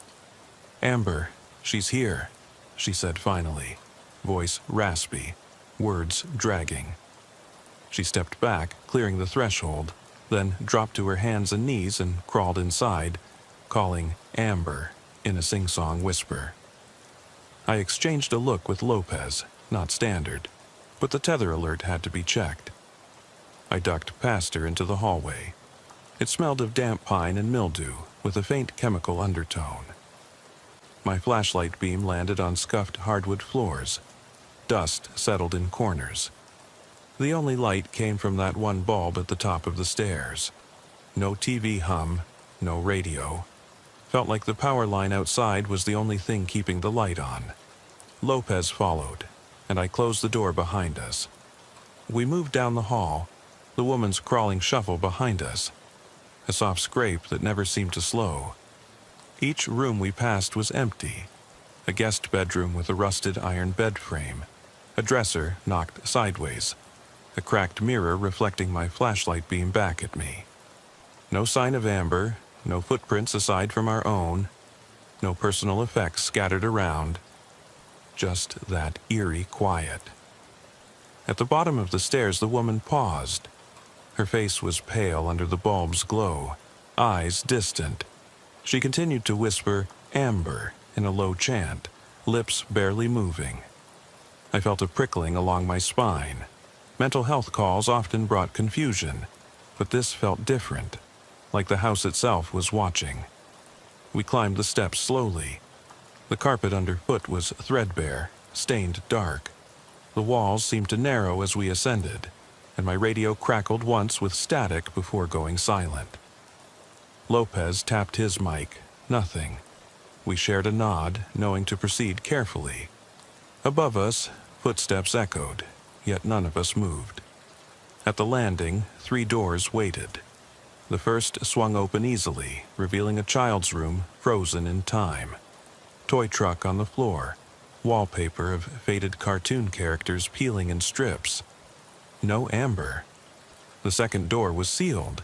Thick layers of paint closed the seams. Lopez and I exchanged a glance before I gently pressed my shoulder into it. The wood creaked, then gave way to an attic hatch, not a bedroom. Cold air puffed out in a gust that felt like breath. Inside the attic, insulation mounted between joists, and a single bulb dangled on a frayed cord. The scent of dust and old wood filled my nostrils. I swept my light around. Empty boxes, a broken chair, a tarp folded in the corner. No Amber, no tether. Just the hush of isolation. Behind me, I heard the woman's whisper again, quivering. "Amber." We called dispatch, letting them know we were clear, no sight of her. My voice was steady over the static. Yet, as Lopez prepared to head downstairs, I froze. Caught in the attic's gloom, I thought I saw movement out of the corner of my eye. A flash of white dress drifting past the hatch. I whirled, but nothing. Only the bulb flickering like a dying pulse. 20 minutes later, according to the logs, we were back on the road. The woman stood on the porch as we pulled away, arms folded, eyes locked on me in the driver's mirror. When I glanced back, she vanished as if she'd never been there. The highway opened before us, dark trees closing in behind. I checked my watch, 20 minutes. Felt like hours. Even now, late at night, my radio's silence sometimes gives way to a distant whisper I can't place. No call sign, no voice on channel 1 or channel 2. Just a soft murmur. Amber. And I grip my flashlight tighter, half expecting those peeling staircases to appear in my home, those empty bedrooms to beckon, and that low chant to draw me back to that house where time and reality felt off. I couldn't shake the memory of that fog-shrouded porch, The woman's pale eyes locked on mine as if she'd seen right through flesh and bone. Back at the station, I replayed the call log in my head. Amber Dawson violation, September 12th. Time on scene 20 minutes. GPS ping at 20:30. Hours. Everything about that entry was clinical and precise, except what I remembered. Every time I glanced at the timestamp, it felt wrong. Seemed like I'd been inside that house for hours, creeping from room to room, feeling her presence at my back without ever hearing her footsteps. Over the next 48 hours, I ran every possible check. I dug through probation records, spoke with Amber's caseworker, traced the tether's most recent signals. All pointed to the same empty craftsman on Redwood Lane. No previous calls there, no welfare checks, no family disputes. Nothing to explain why this woman, no records under her name, would be living alone, screaming out for Amber, unmoving yet ubiquitous. At 3 a.m. the night after the call, I woke to the shrill ring of my cell. Lopez was halfway through his shift and sounded tense. "You awake?" he asked. His voice crackled with static. "You hearing it too?" My pulse spiked. "Hearing what?" He hesitated. "On the air, Channel 2. There's a whisper." I thought it was someone keyed up, but there's no caller. Just a soft voice. "Amber, Amber." It loops every few minutes. I tried to record it, but my unit's audio is clean, nothing there. I grabbed my coffee mug, hands shaken. "I'll be right there." In the squad room, we listened side by side to the replay of open mic. Silence, then faint. Amber, then silence again. We tuned frequencies, moved to channel 1, 3, the emergency band. Each time, only static, until that single word drifted across. "Amber." Radio techs checked equipment. Nothing wrong. I ran the spectrum analysis. No stray signals, no ghost frequencies. Just our standard dispatch channels. But every so often, under the hiss, unmistakable, the woman's trembling whisper. That same night, dispatch sent a citizen call reporting strange noises on County Road 47. A woman crying for help. The caller said they heard footsteps in the brush, like someone dragging herself along the gravel. I grabbed my kit, Lopez beside me, and headed back out. The road was empty. Moonlight pierced low-hanging branches, illuminating ruts in the dirt. Our headlights picked up footprints, once, twice, then nothing. No muffled crawling, no voice, just the damp forest shifting in the breeze. We cleared the perimeter, found no sign of her. But on my recorder, under static, again, Amber, softly, as if a lament. It echoed in the cab all the way back. I took leave the next morning. My dreams spun onto that porch. I was crawling inside, hands slick with condensation, each room morphing behind me. Every hallway looped back, every stair led to an attic, every door hid darkness. Amber's name became a pulse in my skull. When I returned to work, the chief tapped my shoulder. "You all right?" he asked. Eyebrows nodded. He'd heard the whispers, seen the dark circles under my eyes. "You sure you're fit for patrol?" I nodded. "Just lose some sleep." I ignored the doubt in his eyes. This was bigger than exhaustion. By midday, I'd convinced myself to reopen the case. I filed a request for the utility records at 1025 Redwood Lane. No electricity outages, full service paid up. Water usage flatlined at a trickle, suggesting someone lived there but rarely bathed or cooked. No cable, no internet, like a dead spot in the county. Next, I checked the county archives for property transfers. That parcel had belonged to the Hanson family since the 1920s. The last deed was filed in '68. No one had claimed it since. Yet, the house was maintained, paint scraped, steps replaced, a porch light with fresh wiring. Someone was keeping it operational, But who? I organized a small team: Lopez, me, the crime scene technician, and a pair of deputies in case things went south. We agreed to meet at 2000 hours the following night, 10 days after the initial call. I steeled myself all day, calibrating my flashlight, testing radios, packing extra batteries. I told myself it was a standard check. Welfare check on a possible missing person. Abandon that angle if nothing turned up. At exactly 2000, we rolled down County Road 47. Radio chatter filled the cab. Traffic updates, unrelated calls, but Channel 2 crackled in the background. We heard nothing until we passed mile marker 12. Then faint, amber. So low it might have been the wind. Lopez shot me a glance. I pressed the PTT. Unit 19 to dispatch, status update.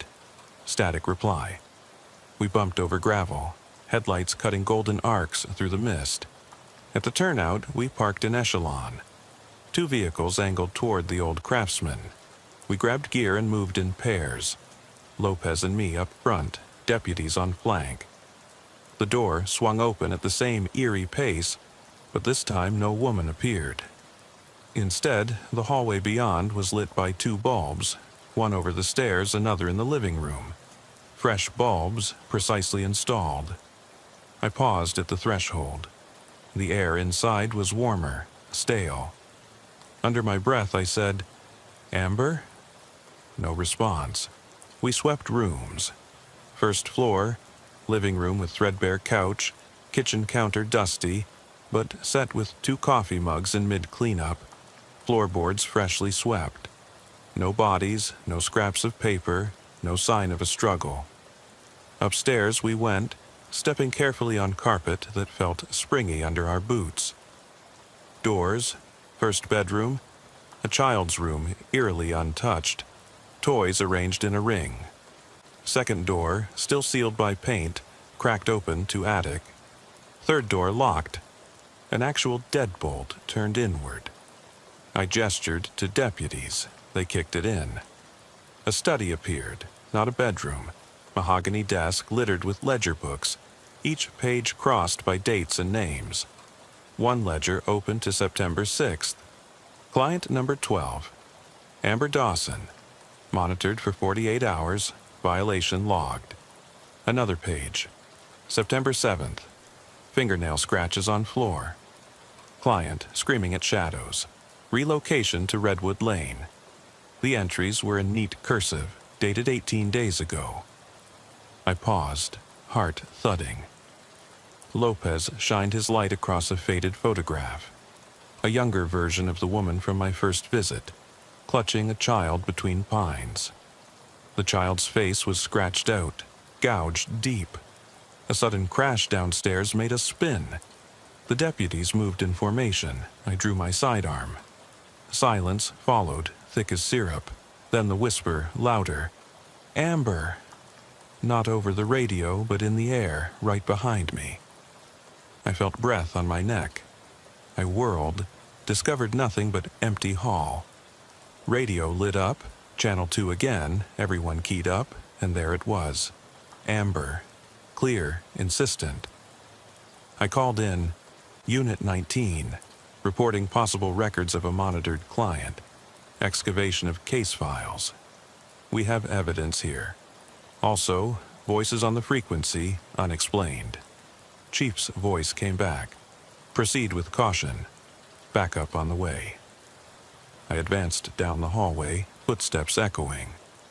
On the walls in faint pencil, someone had written, "She's here. She never left." The scrawls trailed toward the attic hatch. My flashlight flickered. I hit it against my palm. The beam steadied. Lopez reached under the hatch latch and twisted. The ceiling trim gave way, dust falling like powder. I climbed the ladder, airtight, smelled of damp wood and decay. Inside the attic, boxes had been opened, papers strewn, old property maps, grainy snapshots of forest clearings, each marked with red X's. The center of the room held a single object, an ankle monitor, identical to Amber's, placed on a wooden block as if on display. My pulse shot up. I reached to touch it, then the whisper exactly behind me. Amber. I spun. The attic was empty, but at the hatch lip the woman stood, hair in wisps around her face, mouth moving soundlessly as she stared. Her eyes were black voids. I felt a scream rising in my throat. Then Lopez yanked me back down the ladder. The hatch slammed shut behind us. The whisper followed us out. Amber! Amber! We evacuated immediately. Deputies called for hazmat, mental health units. Anything to convince ourselves this was standard, but none of it mattered. That monitor, the ledgers, the photographs, it all pointed to a history hidden in these walls. A history someone wanted buried. Back in the dawn's first gray, I sat on the side of the road, radio off, engine idling. The houses and barns of the county looked banal in morning light. But every time the wind rattled a loose shutter or a branch scraped a window, I half expected to hear her crawling, whispering for Amber in some room I'd never seen. I wrote up my report as best I could. I suggested calling in a special investigations team. I noted the unexplained voices on the air, the bloodless photograph, the monitor on the altar. But I felt in my gut I was covering for something, trying to apply logic to a case that refused it. That night, when I left the station, my cruiser was quiet too. No radio whispers, no unexpected caller, just the hum of the engine and the soft thump of my own heart against my ribs. I drove past Redwood Lane, headlights off, listening for anything beyond the wind. But all was still. Then, just as I hit mile marker 12, a single breath on the mic. Amber. I froze, slammed the brakes. The whisper lingered, and as the fog rolled across the road, I realized this was far from over. The morning light hadn't fully broken, and already gut instinct told me today would be worse. I picked at the crust in the corner of my eye, feeling last night's exhaustion settle into every joint. Lopez hadn't shown up for roll call. His locker was empty, helmet still in the rack. I sent a text, "Where are you?" No reply. I tried his squad radio, dead air.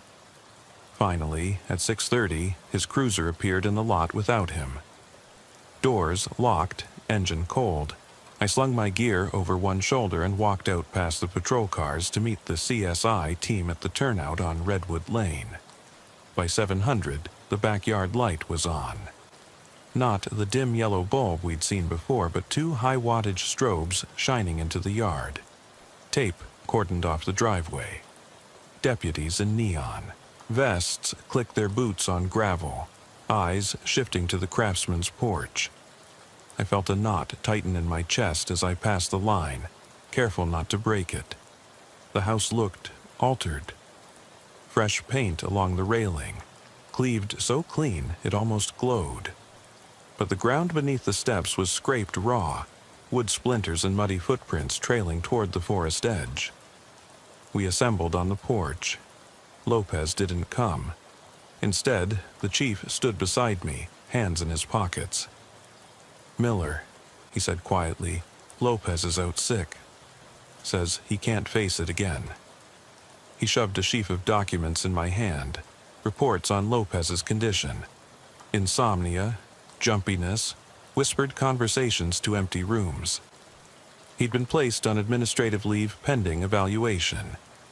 I swallowed, feeling the lantern of dread ignite in my gut. Inside, the house was too clean. Deputies had scrubbed the floors, dismantled the lamp on the stairs, even removed every picture frame. CSI chalk outlines on the attic hatch. Yet, everywhere I looked, faint scrawls remained on the walls in pencil. "She remembers. She waits. You took her." My flashlight trembled in my palm. I bent to read one scrawl by the baseboard. Letters jagged, like someone scratching through wood. Devices flickered as we swept. The tech pointed at a meter. Electromagnetic readings off the charts in the living room. Then dead silent 2 steps inside the kitchen. We set up cameras. Static over the screen. Then, just as he flicked one on, the lens froze on a flicker of a woman's silhouette behind me. I whirled. Hall was empty. The camera image stuttered and returned to a vacant hallway. At midday, I called dispatch for a status check. Channel 2 crackled, silent. Then a rasping whisper so clear it felt inches from my ear. "Amber." I grabbed the handset, voice tight. "Dispatch, this is Miller. We need a sweep, possible interference." Their reply was procedural. "Copy, Unit 19, techs are looking into it." I left my radio on as I walked the perimeter. My steps carried me past the turnoff where Amber's monitor had pinged the first night. The grass was overgrown now, tall ferns brushing my knees. Every so often, my ankle monitor buzzed, a low vibration against my boot. I stumbled, heart hammering. I glanced down. The strap was locked. My pulse slowed. My monitor malfunctioned. Impossible.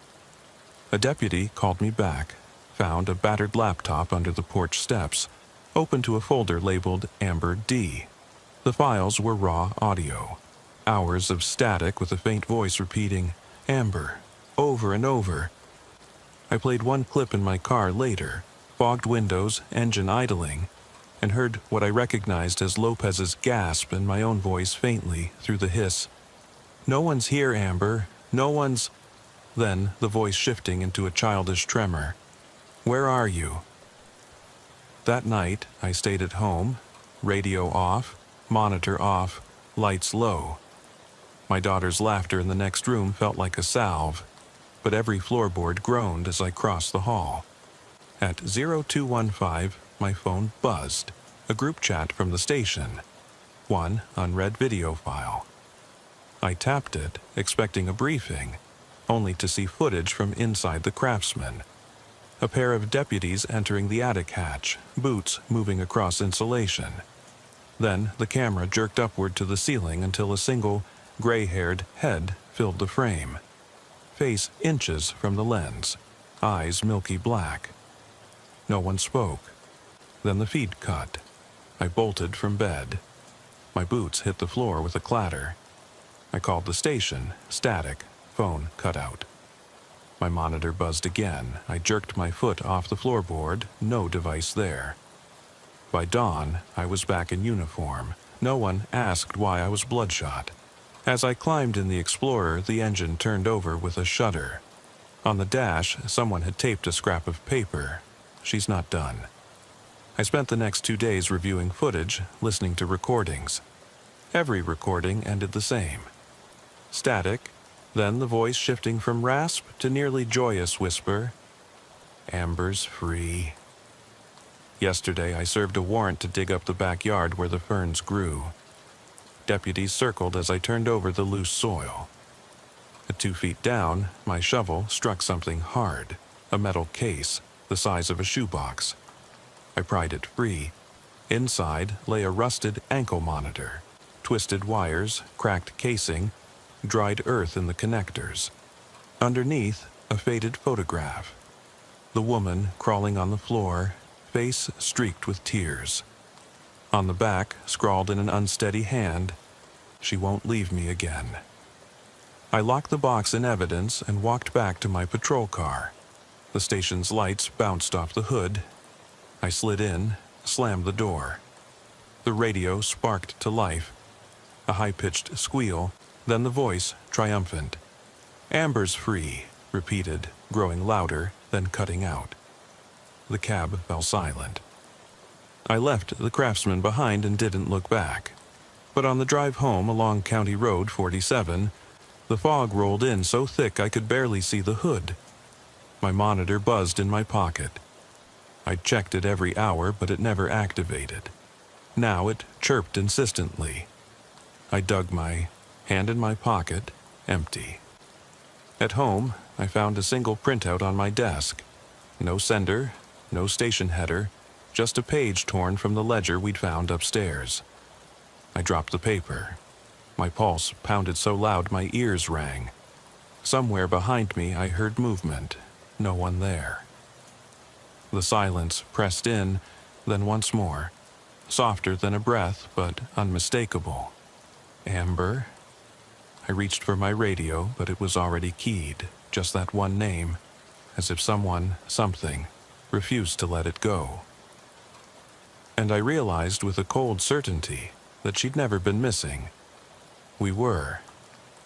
I drove home that evening with my siren muted and headlights low, as if sneaking past some sleeping giant.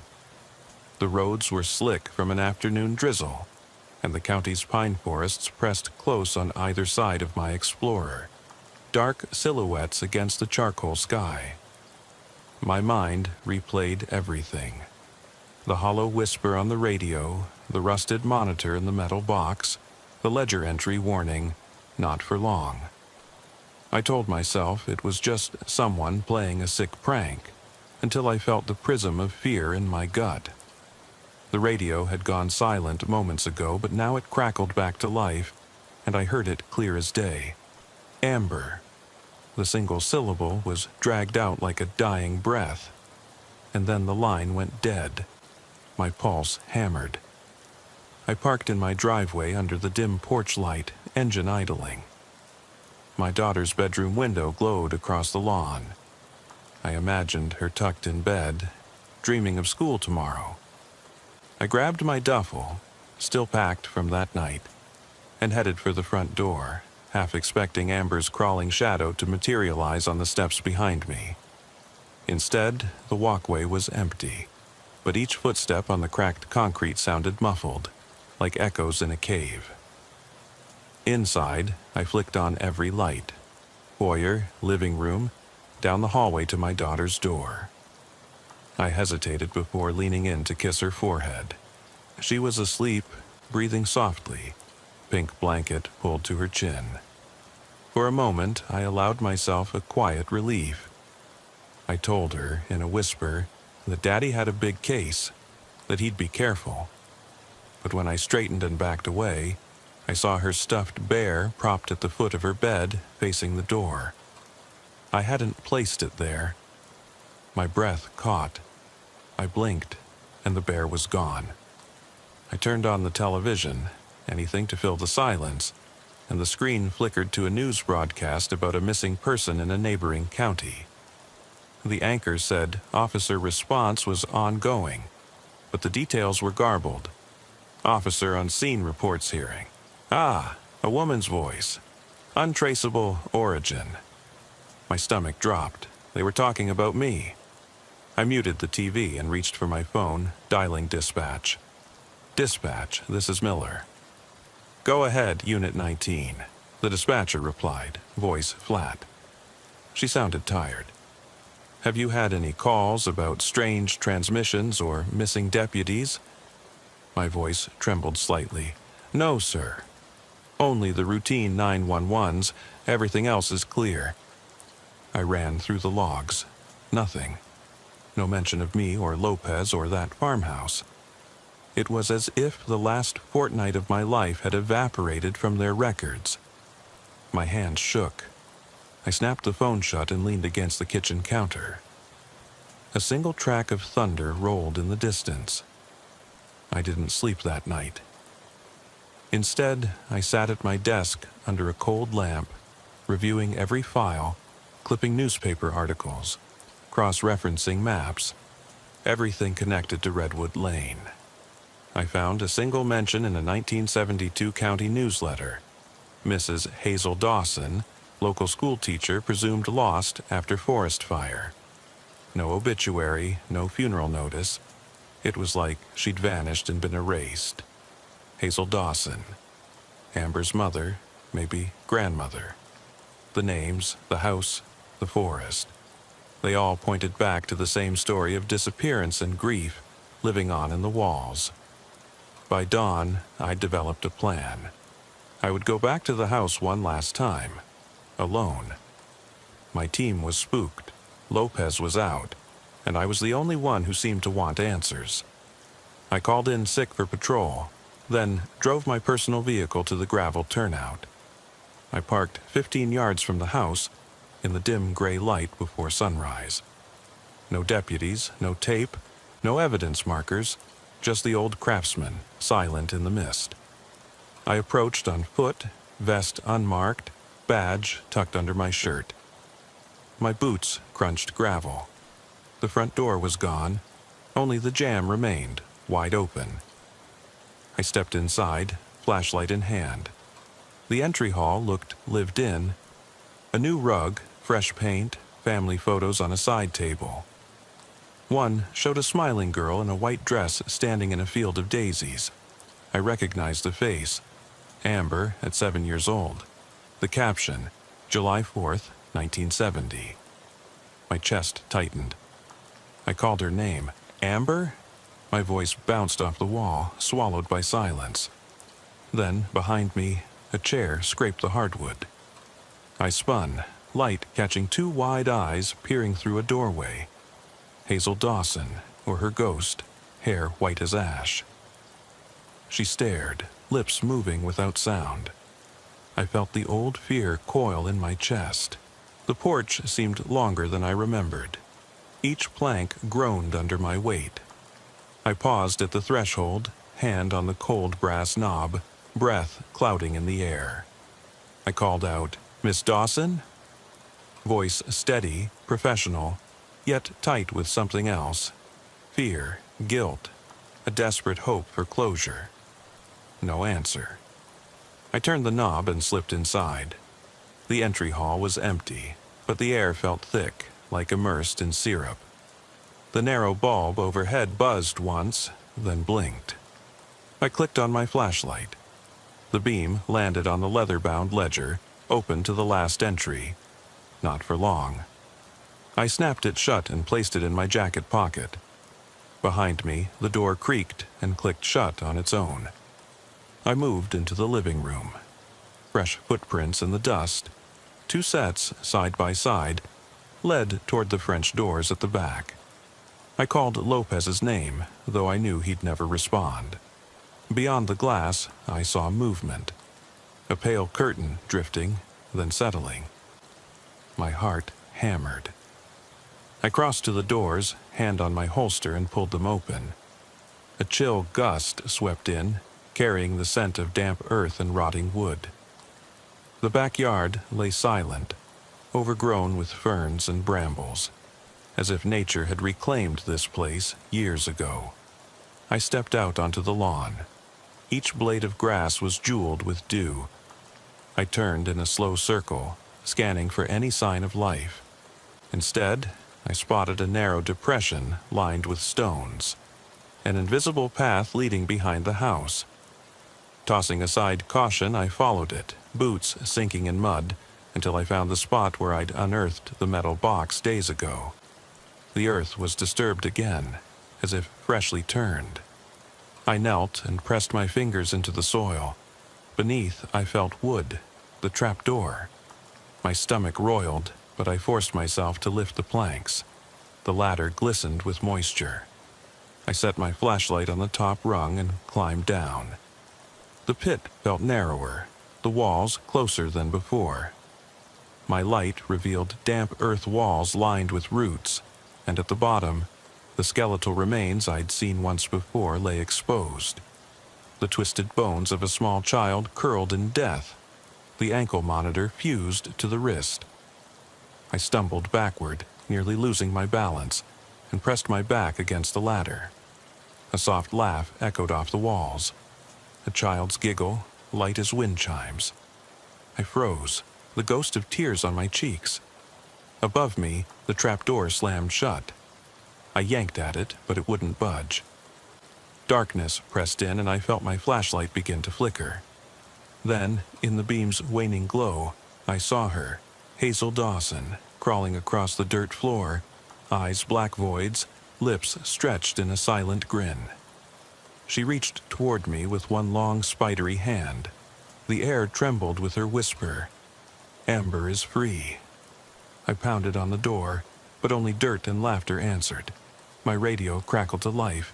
Static, Then her voice, "Amber is free," over and over. I clawed at the trapdoor's wood until my fingernails bled. My flashlight died. I screamed, a raw, ragged sound that echoed through the pit. Moments later, the lid above shifted, and a sliver of gray dawn light pierced the gloom. I scrambled up, emerging into the cold air with arms outstretched and lungs burning. I collapsed on the grass, gasping. The night felt alive around me. I looked back at the house. They'd replaced the ledger on the porch table. The door stood open, silent invitation. I staggered to my feet and approached, drawn as if by a magnet. Through the glass I saw our squad cars parked inside the dining room, lights abandoned. Deputies' boots lay scattered in the hall, their forms absent. My radio lay on the floor, still keyed, her voice echoing, "Amber is free." Hand shaking, I picked up the radio. "Dispatch, this is Officer Miller." My words choked off as a cold breath ghosted against my ear. I spun and saw her standing behind me. The crawling woman, tears staining her cheeks, face twisted in longing. She reached for me, voice soft. "Come play, Daddy." I stumbled backward, heart in my throat. Everything inside me screamed to run, but my legs felt anchored by dread. I blinked, and in that moment of hesitation the world shifted. The house seemed to lean forward, the ground buckled, and I felt myself tipping, pulled toward that rending gravity. I screamed one last time, my voice swallowed by the house's maw. When I landed, I was at the bottom of the pit again, blinking up at the gray sky above. The rib cage of the child's skeleton lay beside me, and the monitor hummed on my wrist. My radio was entwined in the trapdoor's hinges, her voice a constant loop. "Amber is free." Then the lid closed, plunging me into darkness so complete it sang in my bones. I realized, with a hollow certainty, that I was not lost. I was precisely where I belonged, trapped in the memory of the woman who refused to let Amber go, destined to wander these halls and halls of earth, whispering her name for all eternity. Amber, Amber. The darkness was absolute the moment the trapdoor thudded shut above me. My flashlight skidded across the earthen floor, its beam finally settling on the small leather-bound monitor case that still strapped to my wrist, its LED faintly pulsing. I fumbled with the device, prying it loose as the soft scrape of fingernails against packed soil echoed above, as if someone were clawing their way down the ladder. My heart thudded so loudly I thought the walls would shake apart. I pressed my ear to the trapdoor and heard it. That soft, insistent whisper, impossibly close now. "Amber, Amber." I climbed the ladder before I thought better of it, each rung slick with condensation. When I shoved the hatch open, the world slanted unnaturally. The craftsman's hallway no longer ran straight but dipped like a broken spine. My flashlight illuminated the warped floorboards, the peeling wallpaper, the scrawled messages. "She's coming.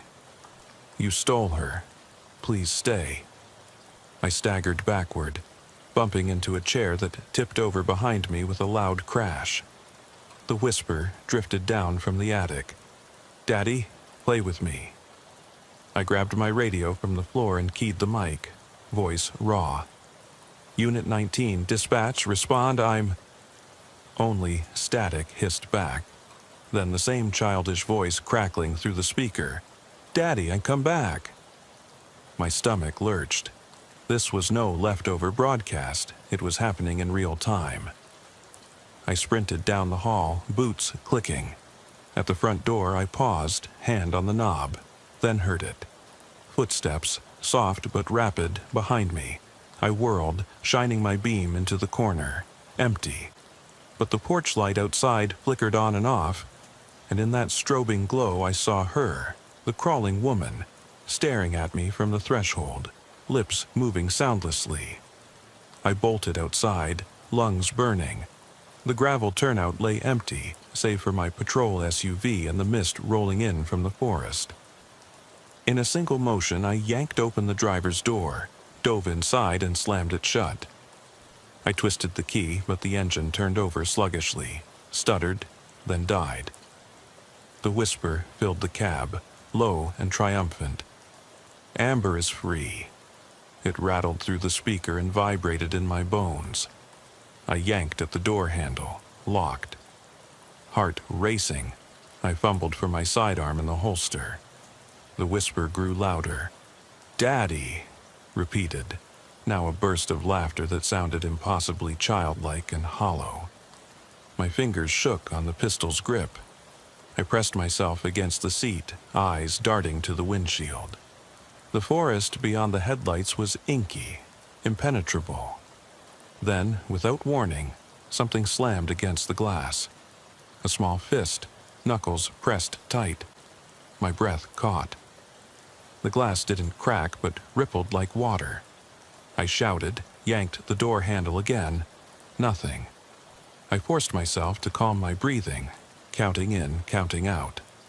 This was an emergency call, a missing person case, standard procedure. Stay calm, preserve scene, call backup. I fumbled for my radio, but it was dead weight. No signal, no response.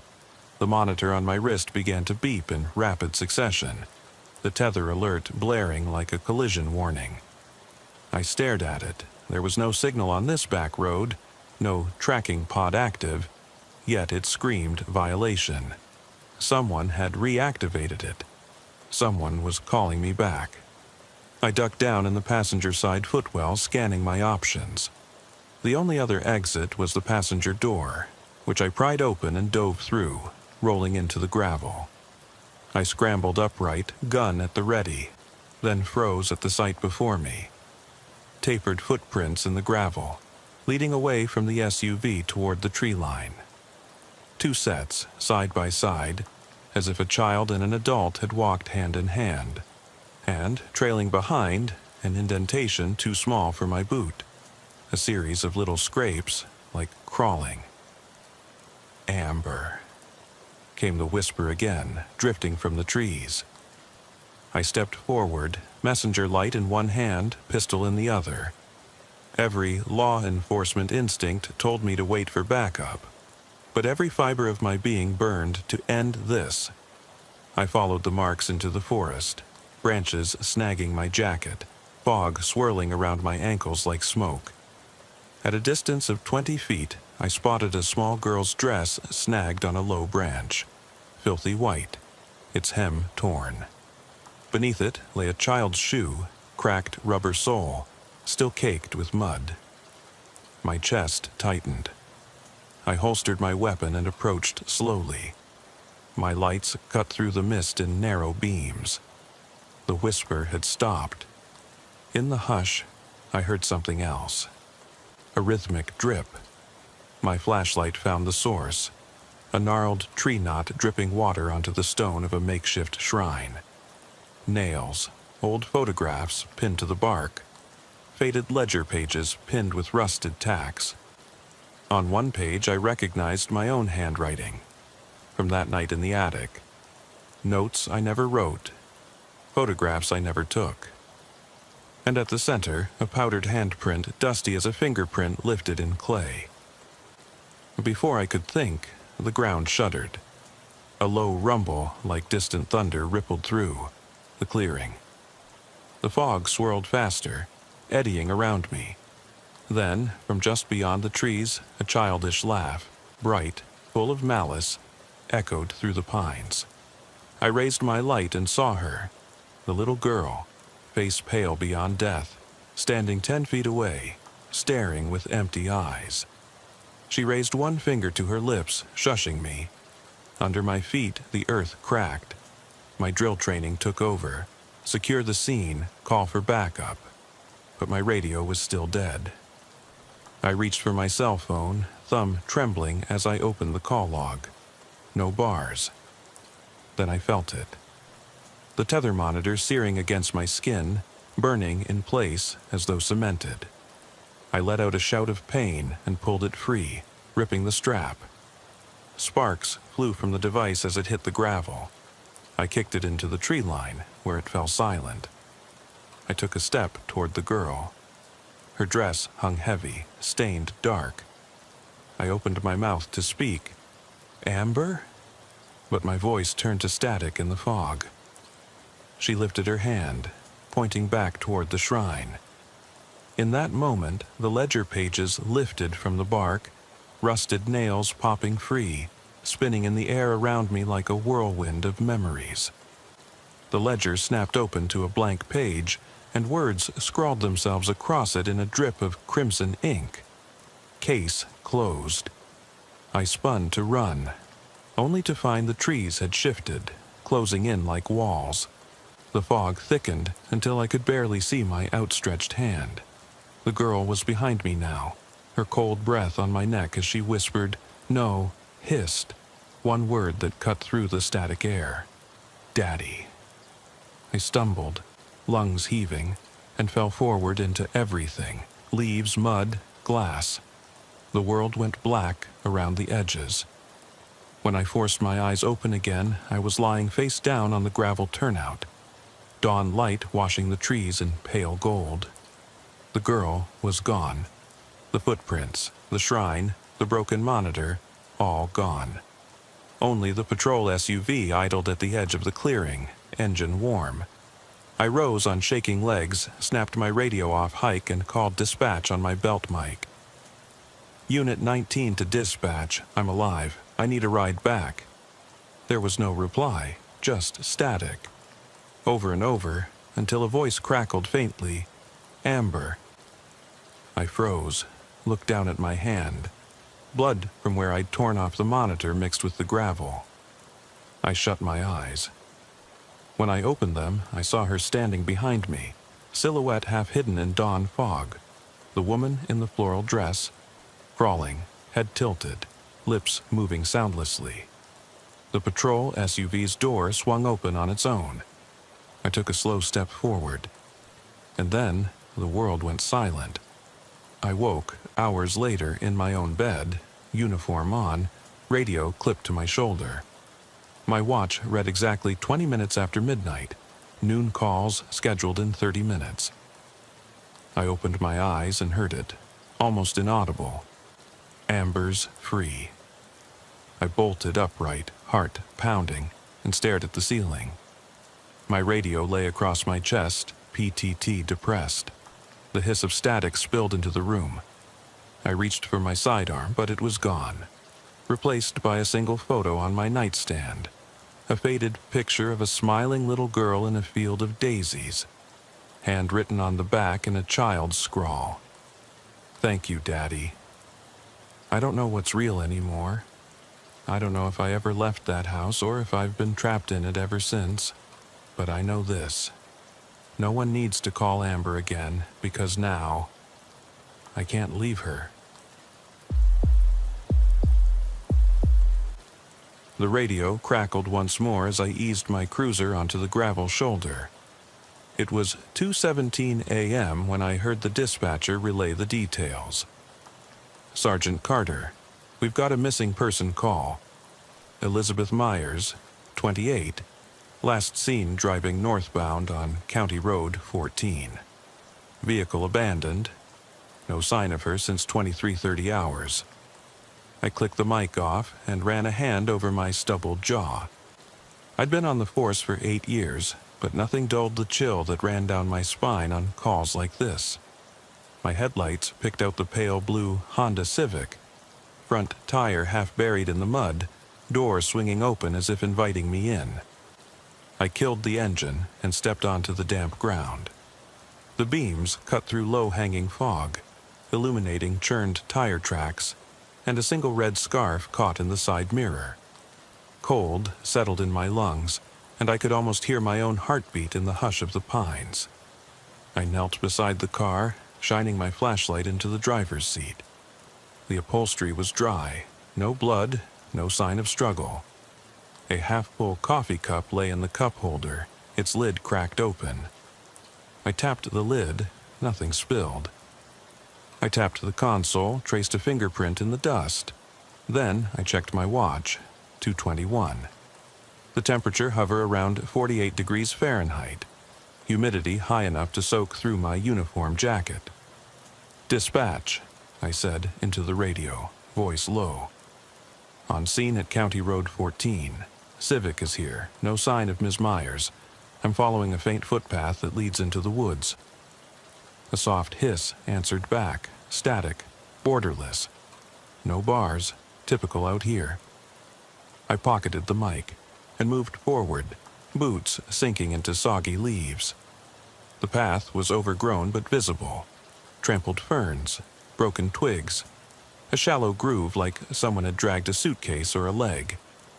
I paused, inhaled the earthy scent of wet pine needles and decaying underbrush. Every sense was alert. 20 minutes of careful steps brought me to an old farmhouse silhouette. Its roof sagged, paint peeled in streaks, windows boarded or maybe broken. A porch wrapped around the front, rails warped with age. I paused at the threshold, chest tight. The air inside smelled rancid, a mix of mildew and something sour. I drew my flashlight and pistol, moving in slow, deliberate strides. "Police? Hello?" I called, voice flat and calm. No answer. My beam swept across the foyer. An overturned chair, a low table littered with empty coffee mugs and scattered papers. A wind rattled the broken window panes, and the door behind me groaned on its hinges. I should have radioed for backup. Instead, I told myself I'd be quick, just gather evidence, confirm she wasn't here, and get reinforcements. I checked my watch again, 2:45. Dispatcher would be concerned soon. I shoved open the door to the living room. The space was narrow, the floorboards coated in dust and grime.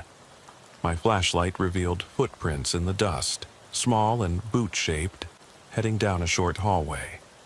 I took a steadying breath and followed. The hallway stretched forward, walls marked by peeling wallpaper and splintered wood. Every step brought a creak. My mind cataloged details. Loose floorboard to my right, a tattered coat hanging by a nail, a broken picture frame on the floor.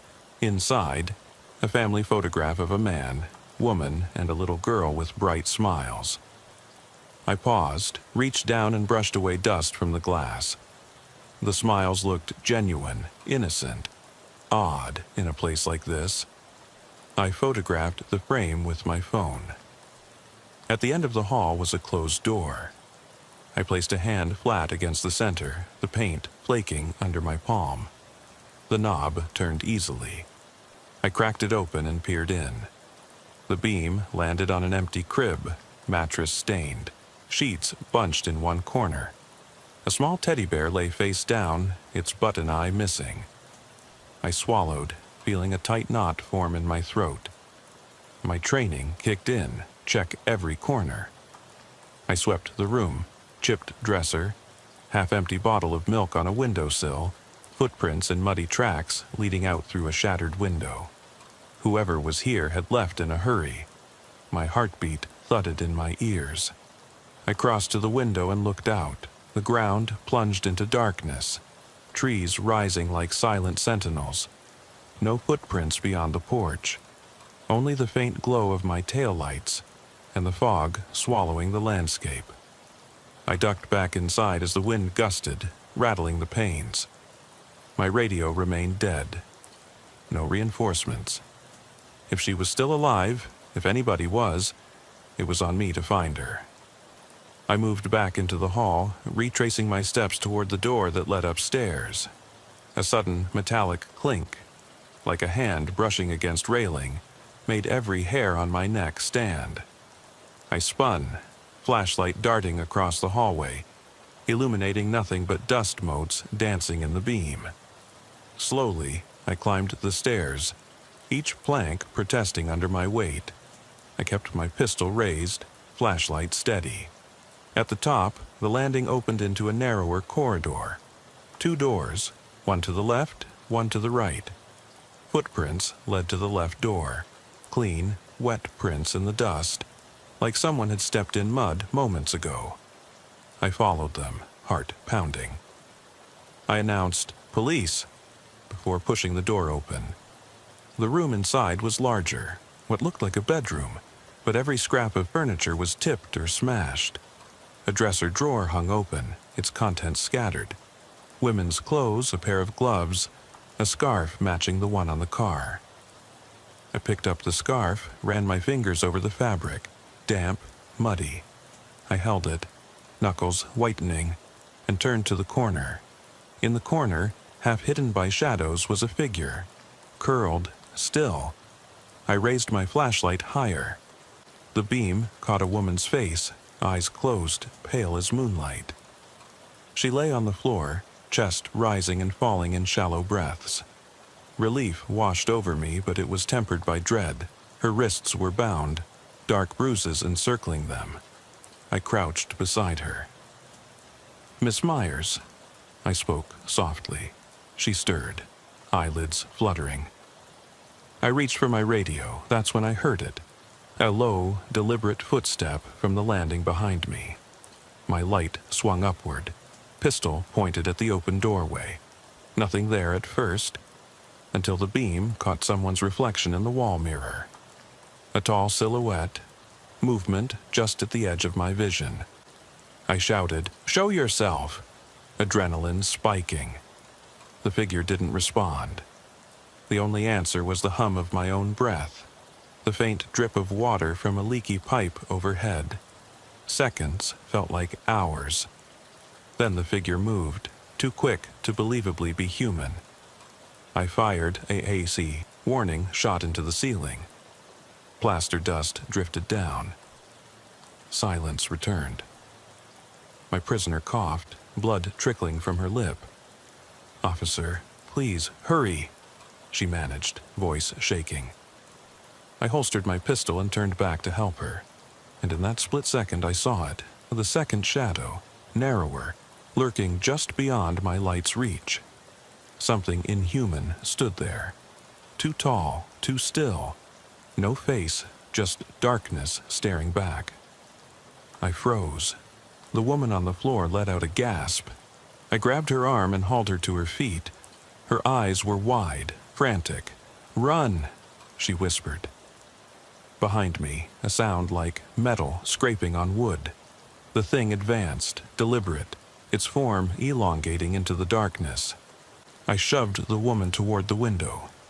She dropped the scarf and slipped through the broken pane onto the porch, landing hard but upright. She sprinted toward my cruiser without looking back. I moved to follow her, foot on the sill, then stopped. I raised my flashlight and pistol, taking a deep breath to steady my shaking hands. "Don't come closer," I yelled, voice cracking more than I wanted. The thing paused at the threshold, a silhouette in the doorway. The fog curled around it like smoke. I blinked, and for a heartbeat I thought I saw its head tilt, as if curious. Then it lunged, impossibly fast. I fired again, aiming low. The bullet struck the frame with a thud, but did nothing to slow it. Fear gripped me, cold as the ground beneath my boots. Instinct urged retreat, but protocol held me fast. Protect the victim. I shifted sideways, firing twice more as I backed down the stairs.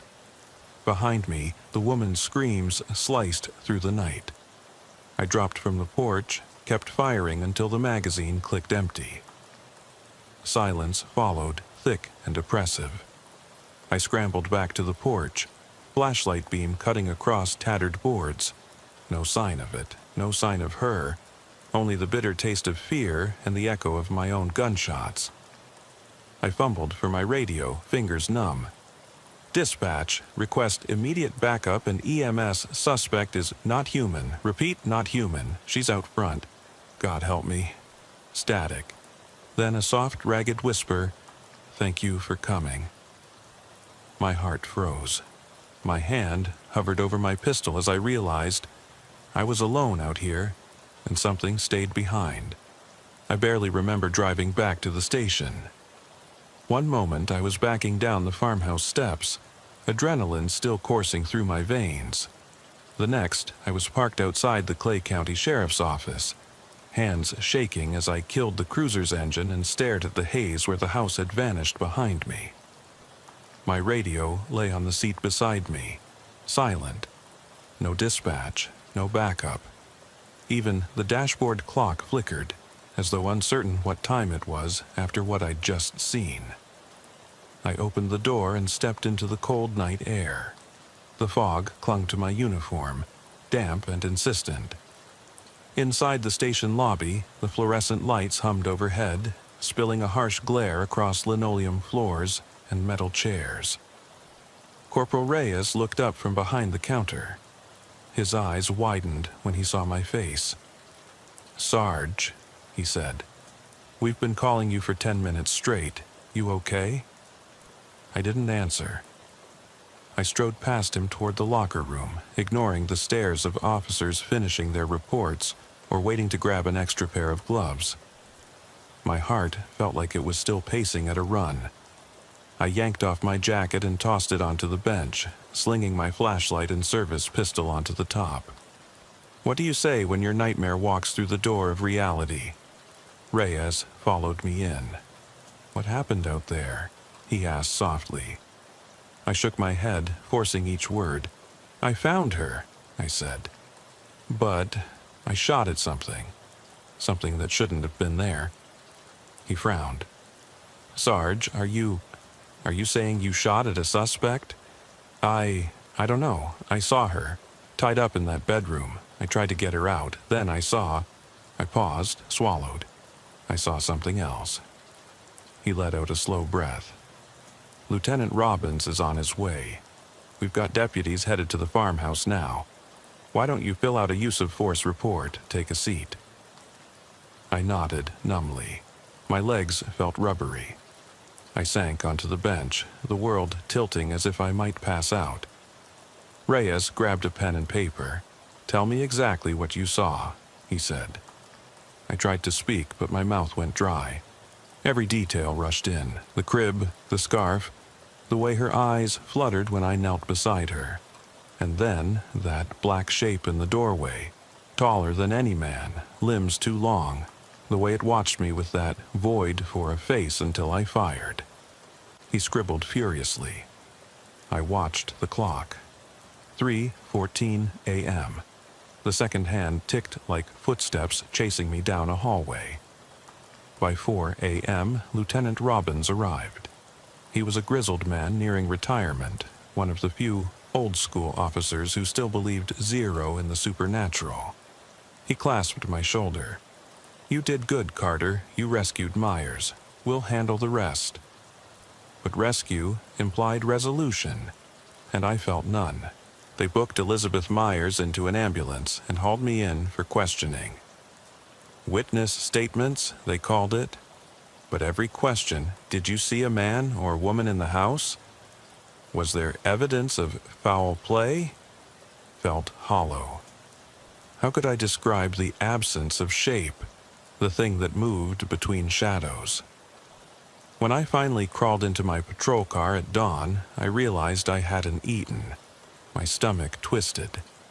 The road back toward the scene stretched out in front of me, hazy under a gray pre-dawn sky. I wanted to leave it all behind, drive straight to home, crawl into bed, pretend none of it had happened.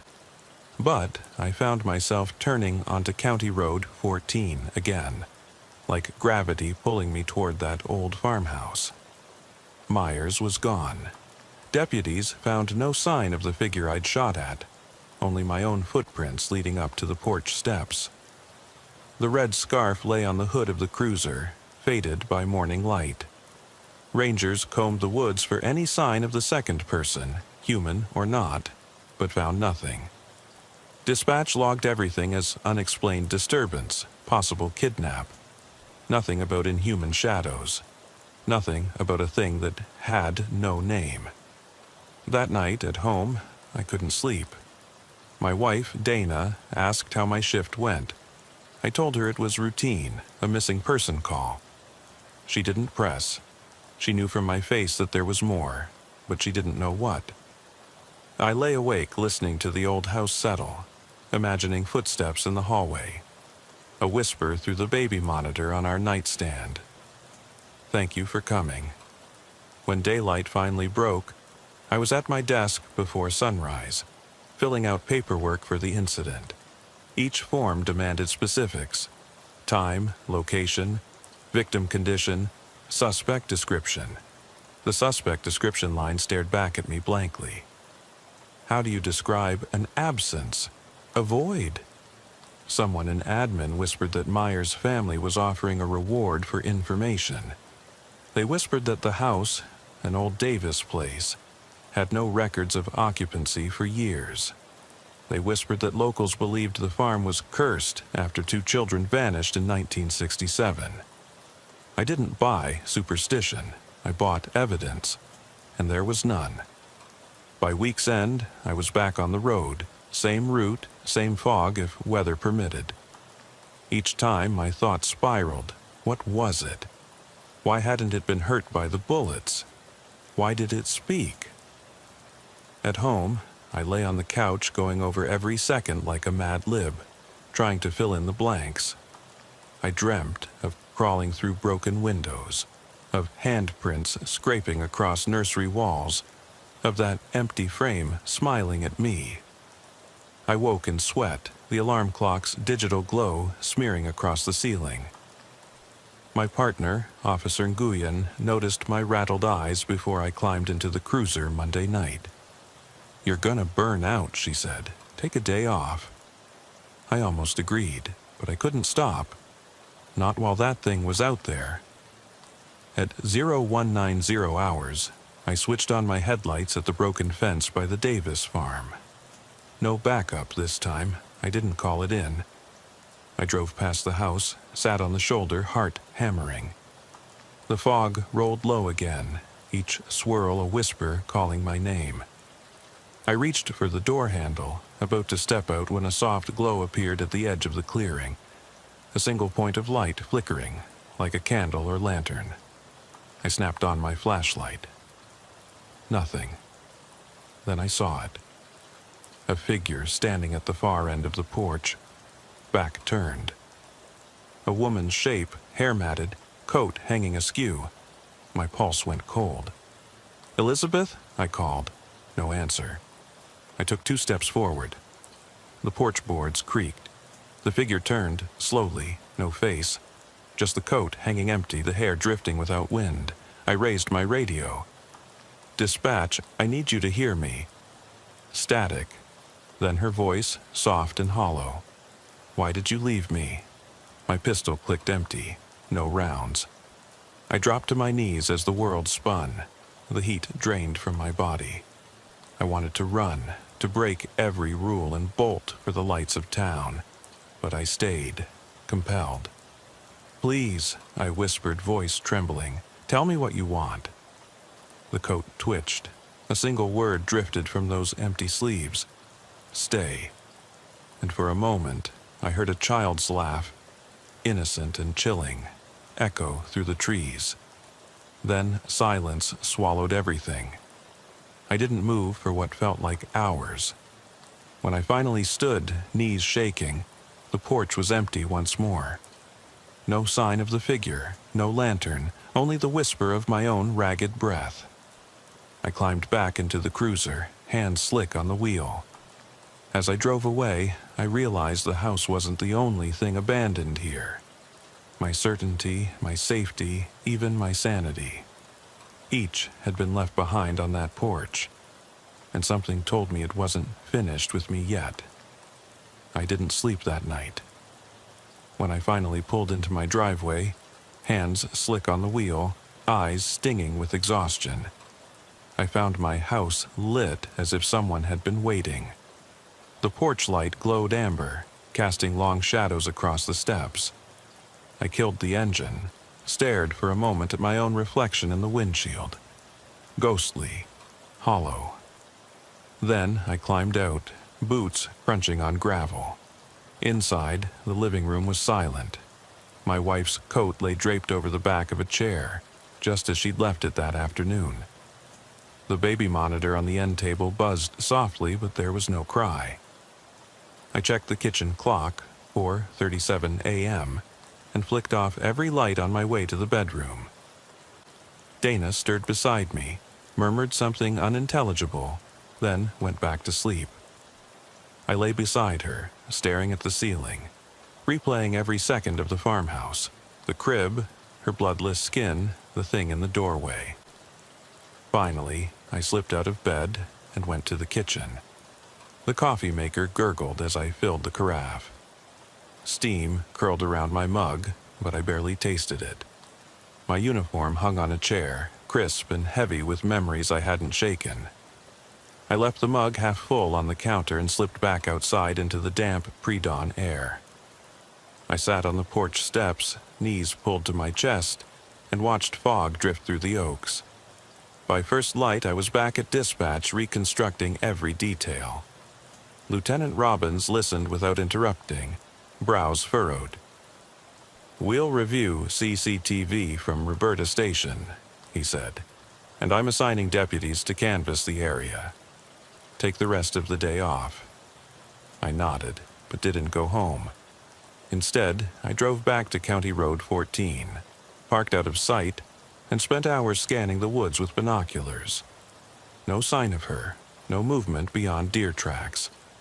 Every busted twig felt like a betrayal. I'd missed something vital. At noon, I finally left, returning to the station to face paperwork that felt meaningless. They wanted me to write unknown suspect under description.